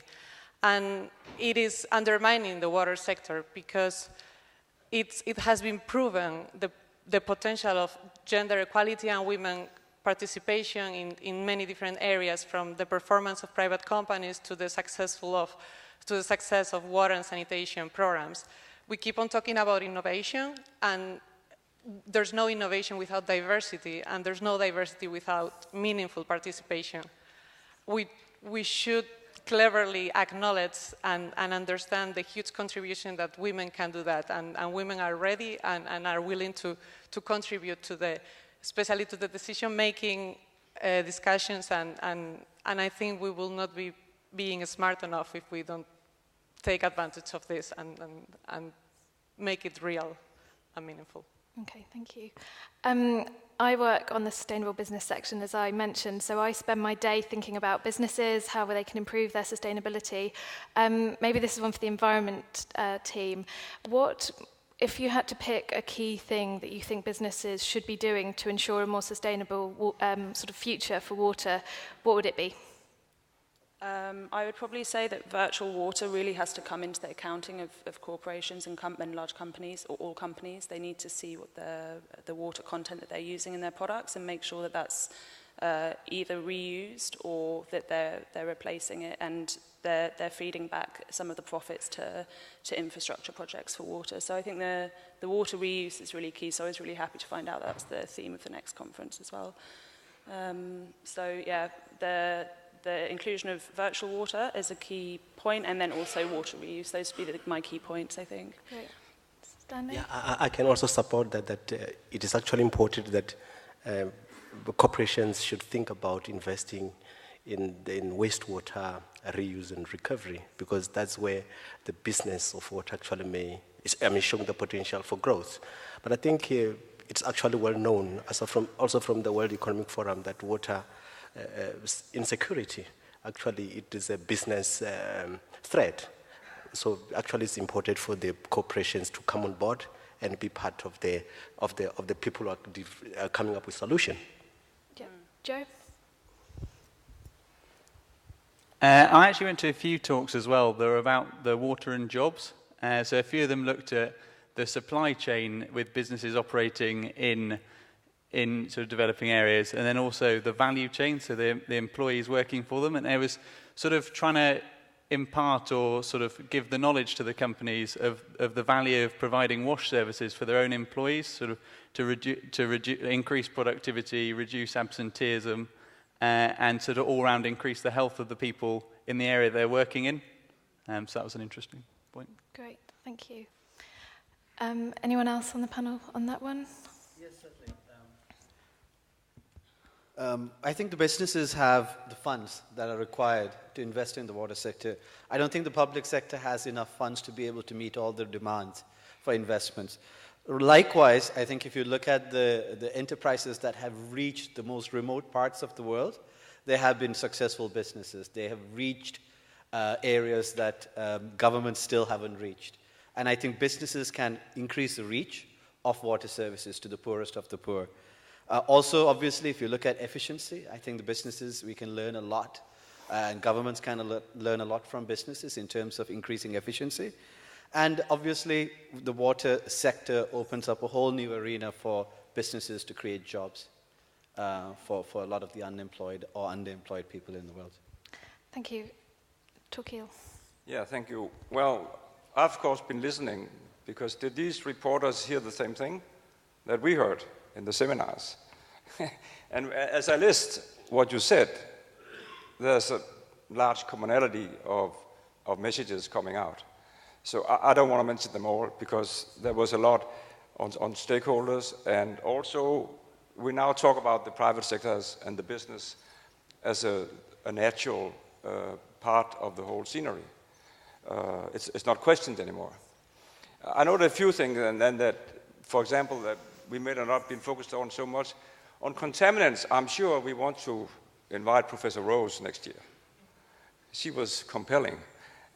And when we talk next year's topic on wastewater and RRR, as you mentioned, the contaminant dimension was highlighted this year in a very compelling way. I also heard a few things that we didn't sort of touch much on groundwater, for example, often forgotten. And then the whole transporter dimension, whether it's trend boundary or, as you mentioned it, on the trade, this transporter dimension of growth, I think, is very important. And finally, two small things are, thank you for that figure. Now I have one more. 1 million people more by 2030. And then on the gender, let me say that for us, in Stockholm Water Week, that's a key issue. But we don't always manage to really address it properly, I must say. Okay, UN Water had considered an international year of water on women. I know it's been discussed in the UN. I don't know where it's going to land, but we made a solemn promise, and you can take us to account next year, that we will be much more explicit on the role of gender in Water Week next year. It's good to hear. Great. Okay, thank you, everybody. How are we doing for time? We're quite tight for time, so we've probably just got time for a couple of questions. We've got a huge knowledge base on the stage here, so has anybody got any questions for our rapporteurs? I can't see. There's a woman at the back there, I think.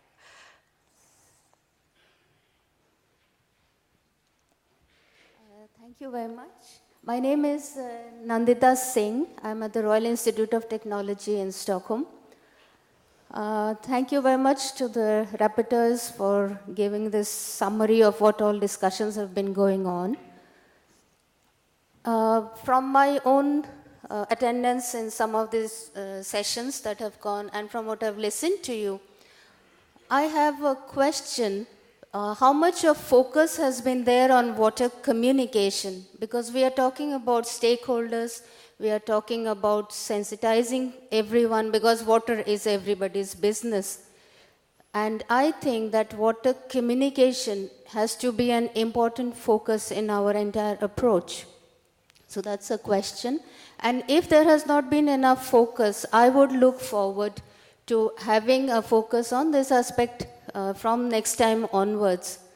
And at my end, I have launched a platform for water communication known by the name Millennium Water Story, the purpose of which is to sensitize people, water users, the decision makers, policy makers, researchers, students, and the common man, to be sensitized to the issues, learn about the problems, and share knowledge about good solutions. So I look forward to the inclusion of this perspective in the World Water Week. Okay, thank you for the question. A question on communication. Who would like to take that? It might be a little bit off topic, but I think the role of the...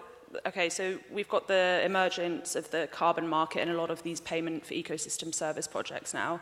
And I think the role of water in these projects is also really important. So I think starting with, my knowledge is mainly about the RED Plus program. So we need to really communicate the importance of water in these projects, because trees, I mean, provide a water source and they regulate the water flow, but they can also take water out. So, you know, we need the right kind of trees being put into the right kinds of soils and for the right reasons, not just for offsetting so that somebody could have some carbon credit. So the communication within payment for ecosystem service projects of water, I think, is important. In terms of communicating generally on the local level issues of water, I think, yeah, we need more of that. I mean, basic hygiene care and how water can be best captured and used is, you know, something that NGOs are working with a lot, but companies probably have a role to put more emphasis on communicating at the local level. Carmen?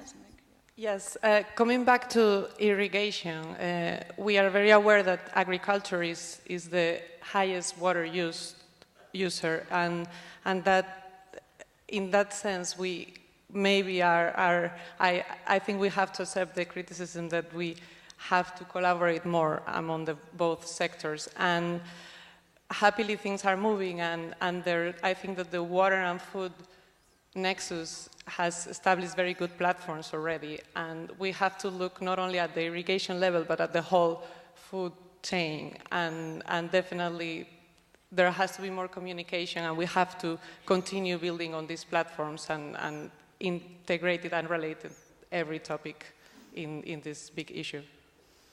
Joe and then Hannah, Mike there. Sort of going back to the business and water from a WASH aspect, I went to one talk and it was about how to communicate the benefits of providing WASH facilities for the employees working for the business.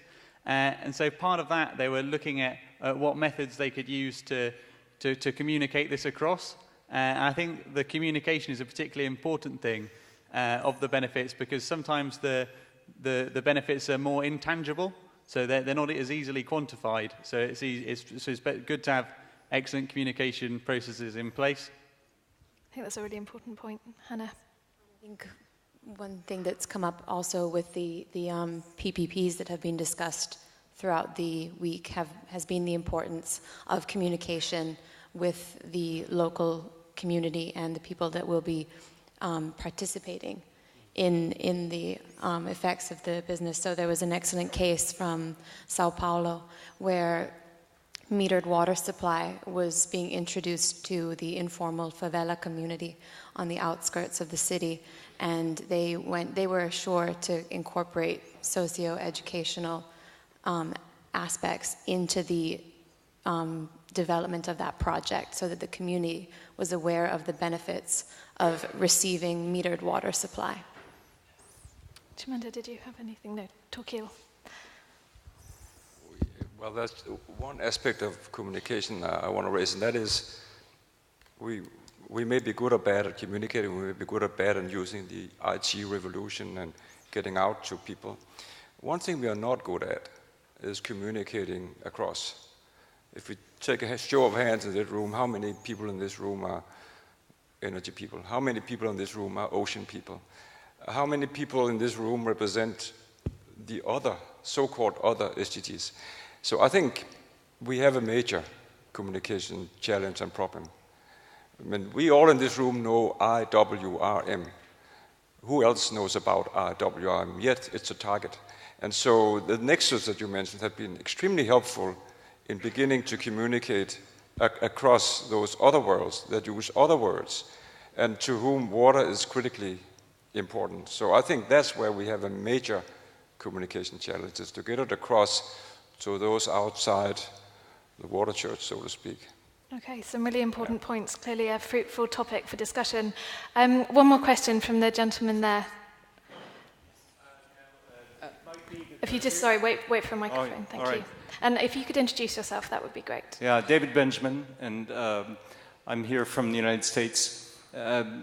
I am wondering where all the journalists are who should be here writing about what's going on and publishing it currently on a daily basis in the newspapers and for the websites and the news services and the television. Maybe they're here and I don't see them.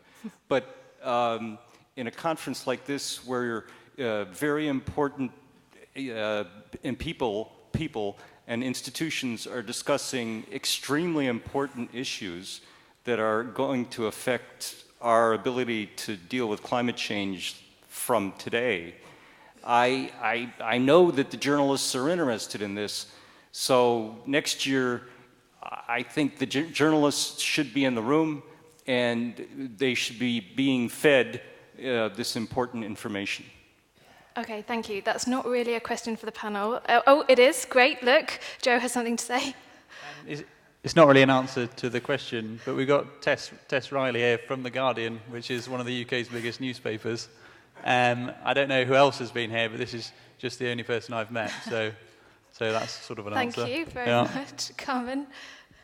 Yeah, I think I would like to add 2 points on this. One is we are all readers of newspapers and we watch TV. We have to put pressure to ask for good stories as consumers of media. That's one point. The other will be that from the other side, as professionals, we have to learn on using a more public language, a language that is more widely understood sometimes than the one that we use. We like these very fancy words, but we have to explain them, or we have to manage a more universal language when we give our messages and make our messages more attractive. Because we talk about water, that's universal, let's use that. Great, thank you. I think that's a really important point to end on. I mean, from a journalist's perspective, there have been 7 of us here from The Guardian this week, and they've been writing. We've had stories published, so I can't speak on behalf of other publications, but we've been here. And I think Carmen's point is a really important one, which is that when you are a journalist, you are looking to take this knowledge and translate it into stories that the wider public want to read in order to engage with it. So the best thing that you can be doing is looking at the work that you're doing, is finding the stories within it, the people that we should be talking to, and you should be bombarding us with information so that we make sure that we prioritize that. Thank you to everybody here. Thank you to our rapporteurs in the audience as well. I'm sorry that we couldn't have you all on stage because there's clearly a lot to discuss. And can I next invite Ms. Corinne Lexier onto the stage. Thank you, everybody.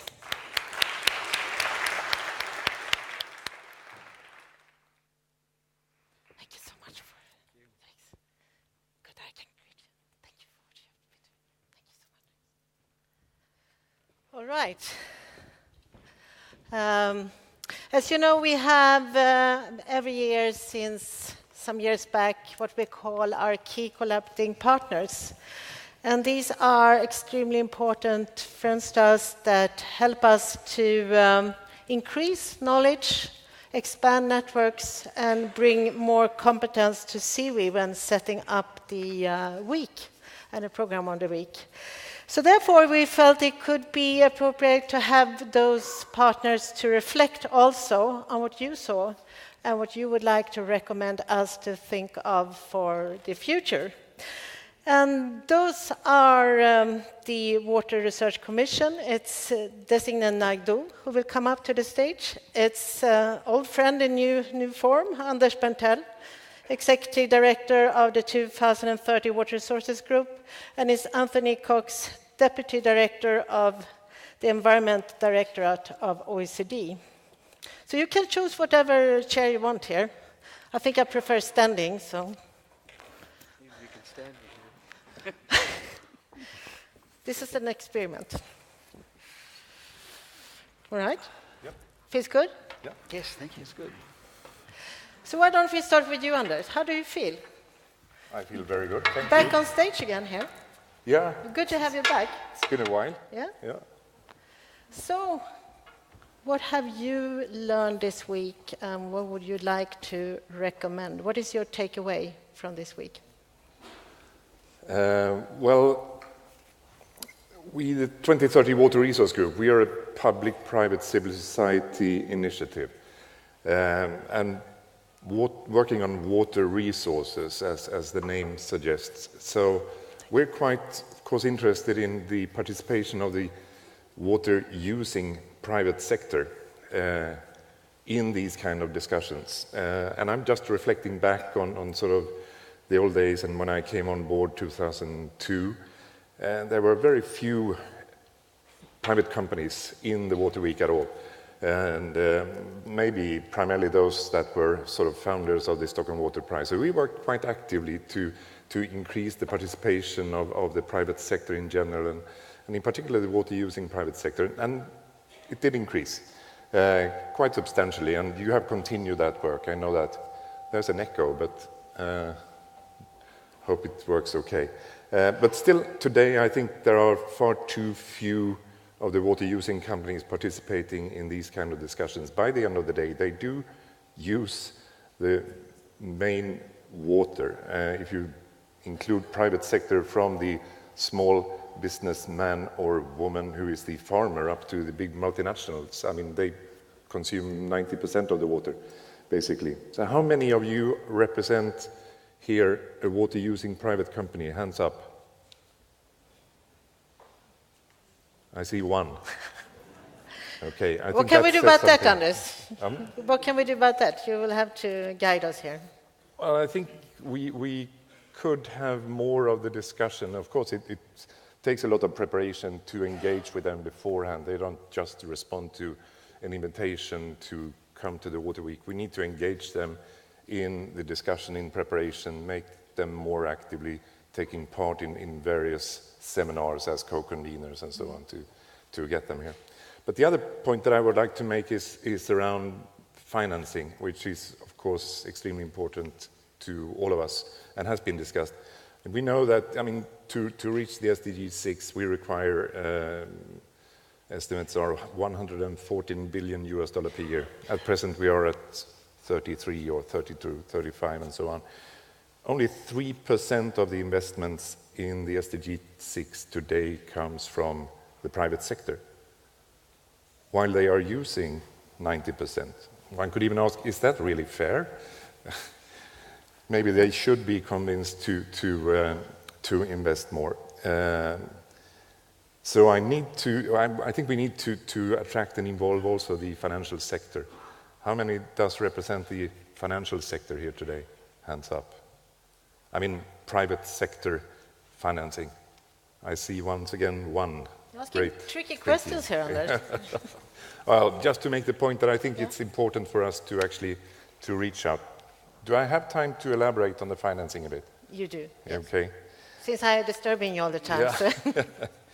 Yeah. So, I mean, will they come on board? Yeah, they might come to the Water Week if we do engage them in these kind of discussions. Will they be convinced to finance investments? Well, that very much depends. A private sector financier has many opportunities, of course, energy, IT, communication, etc. So why should he or she invest in water if the risks there are much higher than in those other sectors? They would pick the low-hanging fruits, of course, for their investment. So I think, and they will not come in to de-risk the potential investments. We, the water sector, has to work to do that, both to quantify, understand, describe the financial risks, and also to mitigate them, the various risks that exist, hydrological, political, social, economical, etc. And if we do that, I believe that the opportunities to leverage the limited public funding that we have with the private sector funding can be substantially increased. We're quite good at reducing hydrological risk. At least we, the water sector, knows how to do that, both floods and drought and so on. We also know that we can reduce the economic risks, for example, in water utilities by improving the management of that utility. But when it comes to reducing the social and political risk, we are not as used in working to do that. And I think the whole discussion here about the multi-stakeholder approach can be part of that solution. How to build the relationships between the various stakeholders, how to eventually build the trust between them that can take down the political and social risks, that can enable us to actually move towards financing of the investments that are needed. I stop there. I can elaborate on that, but... we might come back if we have time. Yeah. Good recommendations for future. Great. Desingen, your minister has been really active here at the week. Yes. So what is your takeaway and recommendations and reflections perhaps too? Let me talk about the thing that inspired me, the things that encouraged me, and the things that I was worrying about. Let's start with the inspiration. We've been talking a lot about gender. I come from a part of the world that intensively talks about the burden of lack of access to water and sanitation has on the girl child.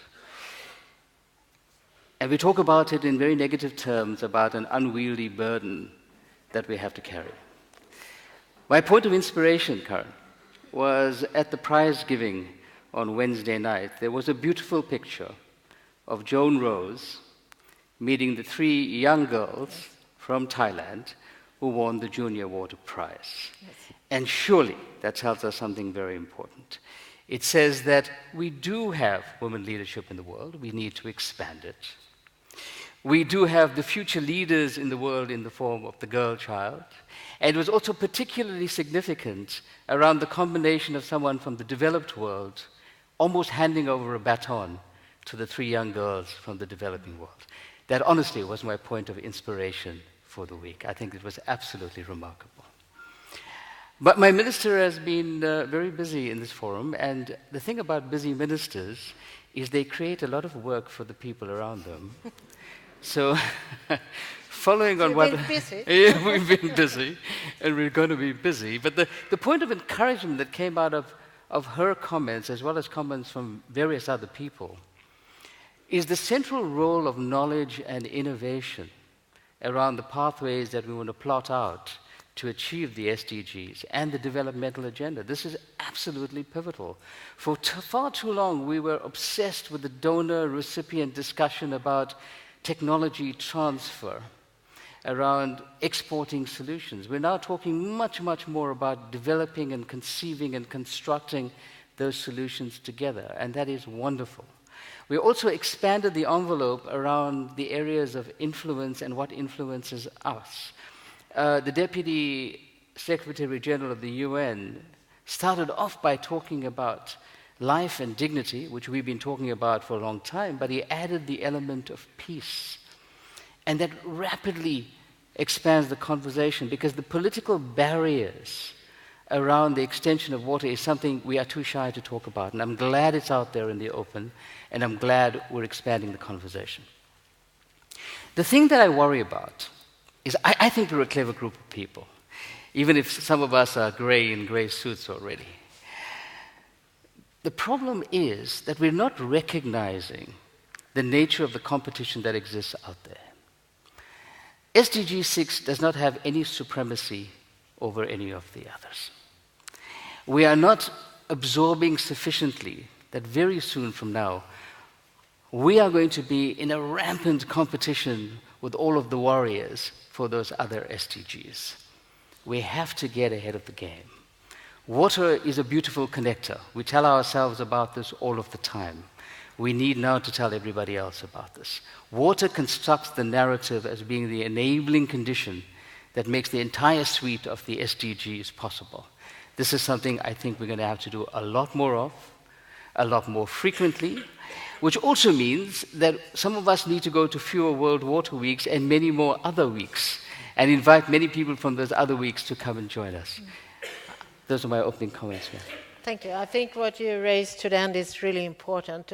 We hear a lot of lip service saying that we need to work on the comprehensive agenda, working horizontally, but I think you're right that to the end of the day, it's a very big risk for competition as well. So, a question back to you would then be, how can we be better at explaining water as a connector? Because that is something that we have been discussing amongst ourselves. We say water is a connector, but what do we really mean by that? If you dig into that, I think we need to be better to really explain and put forward examples. So that would also be interesting to discuss with you, how we can do that.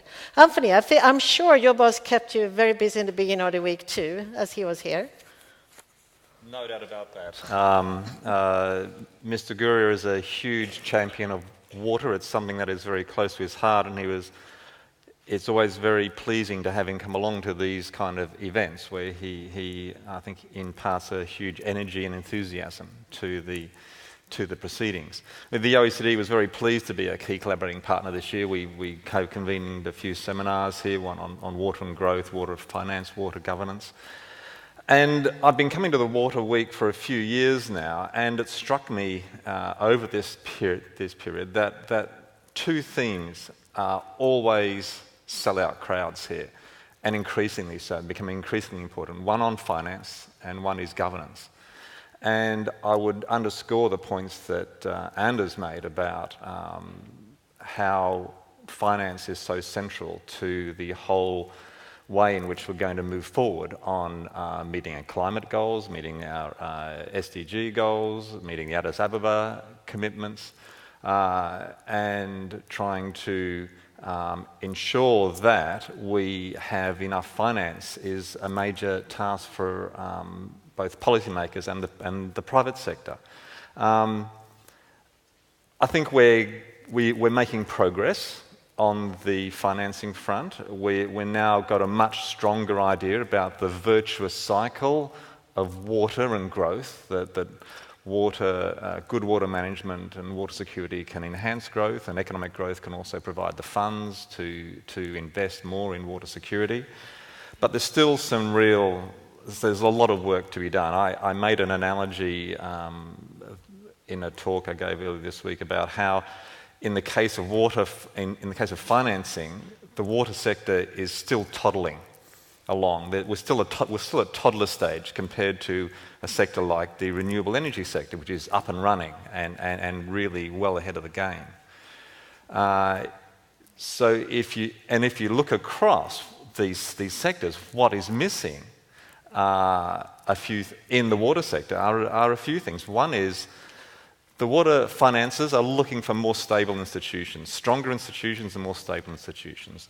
They are looking for revenue streams, stable revenue streams. This is something the energy sector has that the water sector is still struggling to get in a strong and stable way. So that means we need to have a more honest and open conversation about pricing, and we cannot avoid that. And most importantly, and this is something I've just learned in the last year in work we're doing at the OECD on clean energy investment, is finances actually don't care what they invest in. There's very few heart finances out there, very few ethical finances, if you like. They will want ready-made packages of projects that they don't have to do much work for. They'll get a nice, stable stream of returns, but they don't want to become water experts. They want it fed up to you. They want it served up to them. So we have a lot of work to do in order to be able to get to that stage. And one of the things, a little plug here, the OECD Roundtable on Water that we're convening with the World Water Council and the government of the Netherlands aims to try and move that agenda forward. On the governance side, that's another issue that has been going from strength to strength. And once again, if you don't have good governance, you're never going to get anywhere. But governance is a means, not an end. So we need to be able to get better understanding of how governance is having an impact on the outcomes, particularly in relation to the SDGs and SDG 6. And one of the concerns I have is the debate about indicators for our 169 targets under SDG 6. Is perhaps focusing on those areas which are the easiest. Exactly.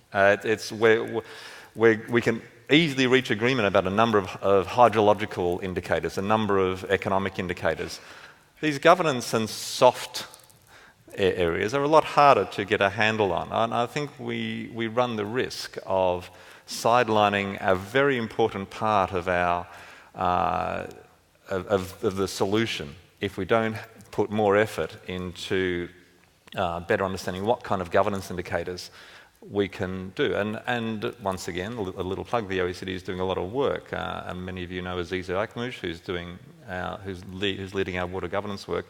We've done a lot of work on getting these indicators together, and I think platforms like the Stockholm World Water Week provide a very good basis for us to try and advance year on year and push forward on these frontiers on both finance and governance and, of course, on other issues. So maybe that would be something we talked before about, that we will continue to take stock on what is happening. And maybe we can sort of, with your help, think of how we can pursue these issues. Because if I am correctly informed, I think that many of the indicators for Goal 6 are sort of referred to the third tier, meaning that these are the ones that are more sort of difficult to deal with. They're too hard. Yeah, too hard and not really at the forefront. So here we have a lot of work to do, I believe. I think you have a lot to say, Anders, to build on what Anthony was saying, but I was going to ask you this, then pricing of water and valuing of water from your perspective, how do you jump into that discussion? With great difficulty, but it's one of those things where we realize we have to be brave. I mean, the reality is that all of us, wherever we come from in the world, have grown up with the paradigm of the public good of water. Well, the public can't afford that good anymore because there's far too much bad going on. The time to get into realistic pricing regimes that have some reasonable reflection and connection to the actual value of water is unavoidable. I mean, right now in South Africa, like many countries in the world, we're introducing a new pricing regime. We know the fight we're going to be up against. And I hope that next year, in next year's Water Week, we can unbundle at least one of those big parts of the fight. And that's around the waste discharge charge, the cost of using the waterways to get rid of your pollution, and what that should mean in terms of pricing. Because there are lots of models, and they're complicated models, but they're things that we have to face up to.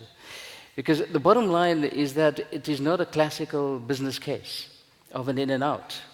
We are dealing with a resource that have implications far beyond the economic domain. The irony is that while most other sectors have started off working with the economic domain and building the other blocks, we've come from the other side and generally ignored the elephant in the room. So on pricing, there are three aspects that we have to do. One is we have to bravely put out the models, as imperfect as they are, out there. We need to pilot them and learn from them. And we need to carry the environmental justice and the human needs quota into those discussions. And then perhaps we have the kind of regimes that we're going to work with that will help us both around the financial matters, which is critically important, but also raise up the bar on efficiency of use and wise use of water. Anders? On pricing, I think there's so many different uses of water, and for each of them you could have different kind of mechanism for the pricing. For the pricing of household use, I mean, you have a great scheme in South Africa, which is sort of, you have a certain volume for free, and then the more the use, the more you pay, etc., and thereby can create the financial stability of the institution in spite of subsidizing for the poorest of the poor. So that's sort of one aspect. But what I would like to touch upon is pricing for other uses of water, for example, industrial uses, which normally are much higher than the household use. To give you just two examples of the work that we are doing, in Mongolia, when the multi-stakeholder platform came together and started to discuss, the private sector actually at the table said to the government that, well, we don't think the current tariff structure for our use, industrial use of water in Mongolia works. First of all, you guys, the government doesn't really impose it, so only the good guys are actually paying, almost like on a voluntary basis. And even for us who pay, the tariffs are so low that they don't really incentivize us to use the water more efficiently.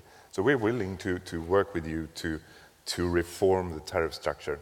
So we started with a water valuation and came up with a system for valuing water, including customary sort of traditional rights and environmental values and so on.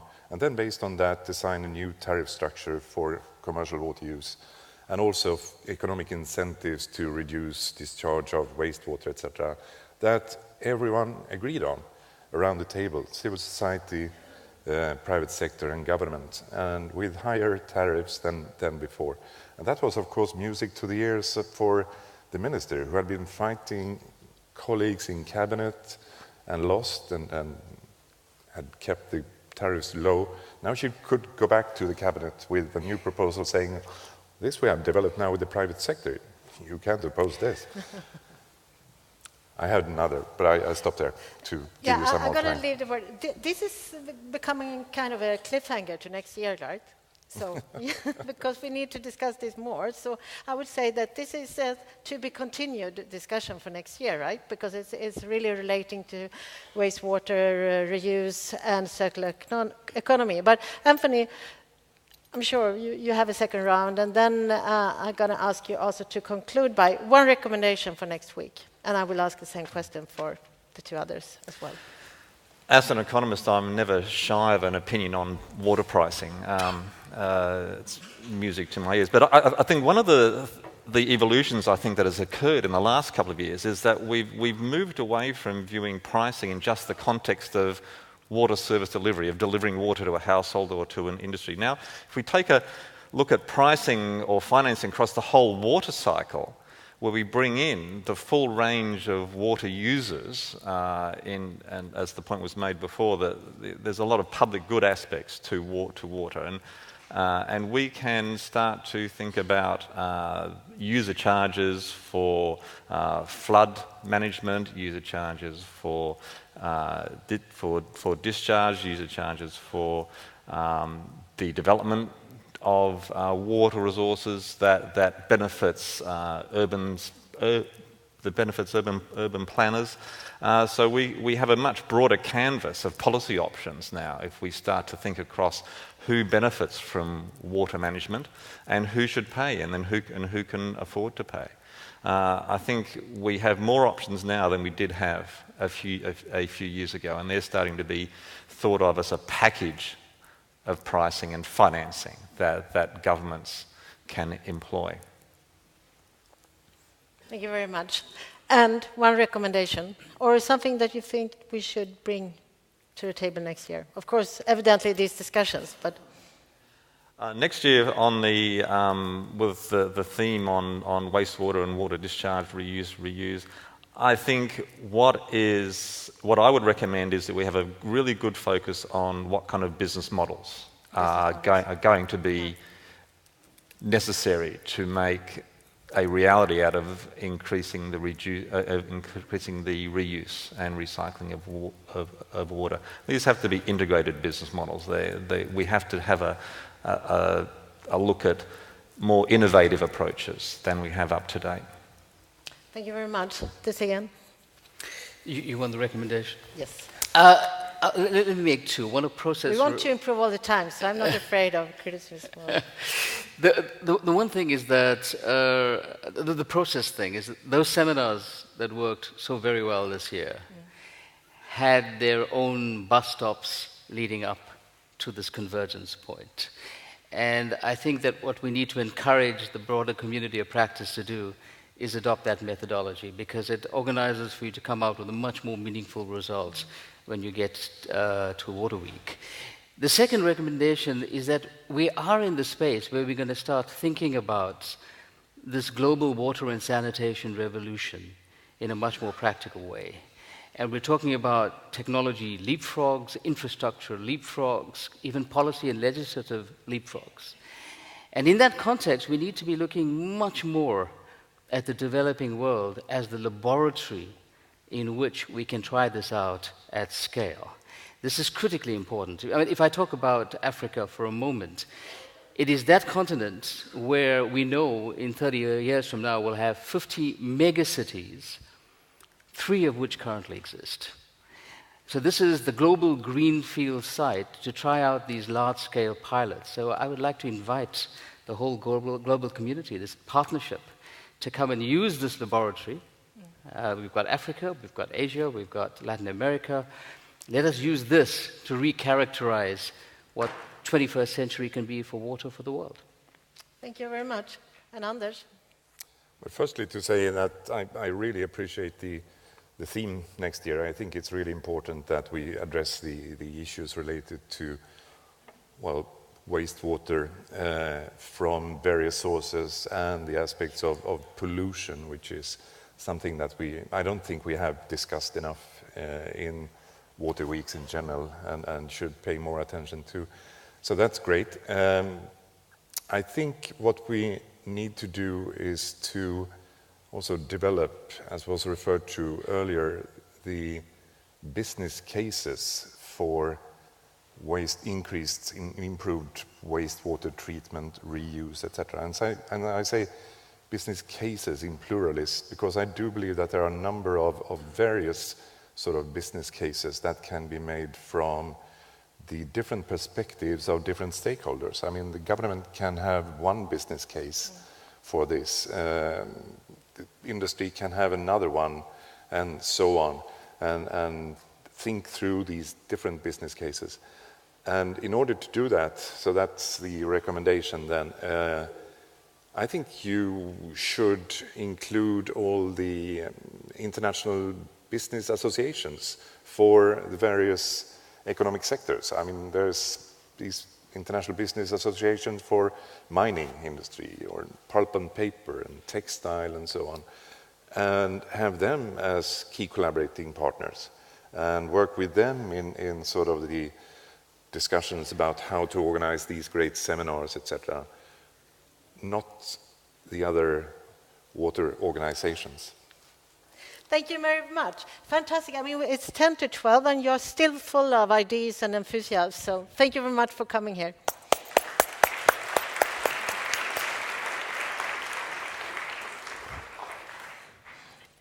Thank you. Thank you. Now I leave over for Torgny to conclude. I could see you standing there, so I understand I have to quit the stage. Thanks, Karin. As you heard this morning, and we have discussed a lot about how to implement the global goals, the Sustainable Development Goals, as well as the climate agreement from Paris last year. We started off with Commissioner Lafay, who spoke about the upcoming conference of the parties in Marrakesh as a COP of implementation. We also listened to Undersecretary Berethia Turta from Argentina, who said that we should focus on circular economy, green infrastructure, and public-private partnerships, among others. Torkel's comprehensive and rich report from the seminars, read them online, but some takeaway. You mentioned that some 78% of all jobs in the world are water-related, but only under 1% of all of us work in the water. That, I think, was interesting statistics. As also, we look forward for discussing, as this panel now just concluded on finance issues. Finance, as being the triple kind of context we have this week, and also demand-driven solutions. Minister Skog started off this second part with taking us back to the very local level, how a city council, how a city mayor runs development at the level of very local level. I think that is also key for when we are also going back home now. What could we bring with us? What could we do in implementing the discussions that we have had this week? And the rapporteurs who were here just maybe an hour ago, what a fantastic job they have done, attended every session. I think we have 150 sessions this week. That is quite astonishing. I'm impressed how much information you have taken in and reflected so wisely in your reporting back.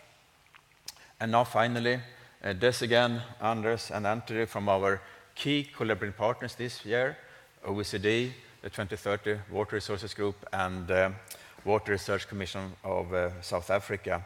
You gave us a critical perspective that we need and that we want for preparing not only for next Water Week, but also for the future in reaching out, I think, to other communities. And of course, a big thanks also to Tess, who also ran this discussion with the rapporteurs. All this will eventually, you will find them on our website, World Water Week, as well as CIVI, in our overarching conclusions from the World Water Week. It might take not next weekend, but maybe a week or two to prepare that. But eventually, they will be there. Yeah, speaking about communications, we have very lively online discussions, and I think started 2 or 3 years ago, that there are as many people attending our sessions that are online, that are here in Stockholm. So I think we have had, by also use of our hashtag WWWeek, we have 38,000 posts up to yesterday night, which have a kind of reach over 84 million people, potentially. So that is good. And that means that at least we are reaching out to the outside world out of these conference halls. We also launched the app for this World Water Week. Out of 3,000 participants, 1,000 of you downloaded it. I think that is a good start. We will continue, of course, with using that next year. But looking about the future next year and the theme for the World Water Week 2017, I think this year's Stockholm Water Prize laureate, Professor Joan Root, set the direction for us. She has spoken eloquently about the water quality and water reuse. Wastewater and reuse is something we will discuss in depth next week when the topic or overarching theme is water and waste, reduce and reuse. Finally, I would like to thank you all for coming to Stockholm and joining in the discussions this week. I hope it has given you renewed energy to go back home and continue to work for a water-wise world. Next year, we will meet the same week as this, every week, every year. Final week of August is Stockholm. So 27th of August to 1st of September is World Water Week 2017. So that's it for this year's World Water Week. We will keep the water discussion going on, but for now, I wish you safe trips back home and see you next year again. Thanks.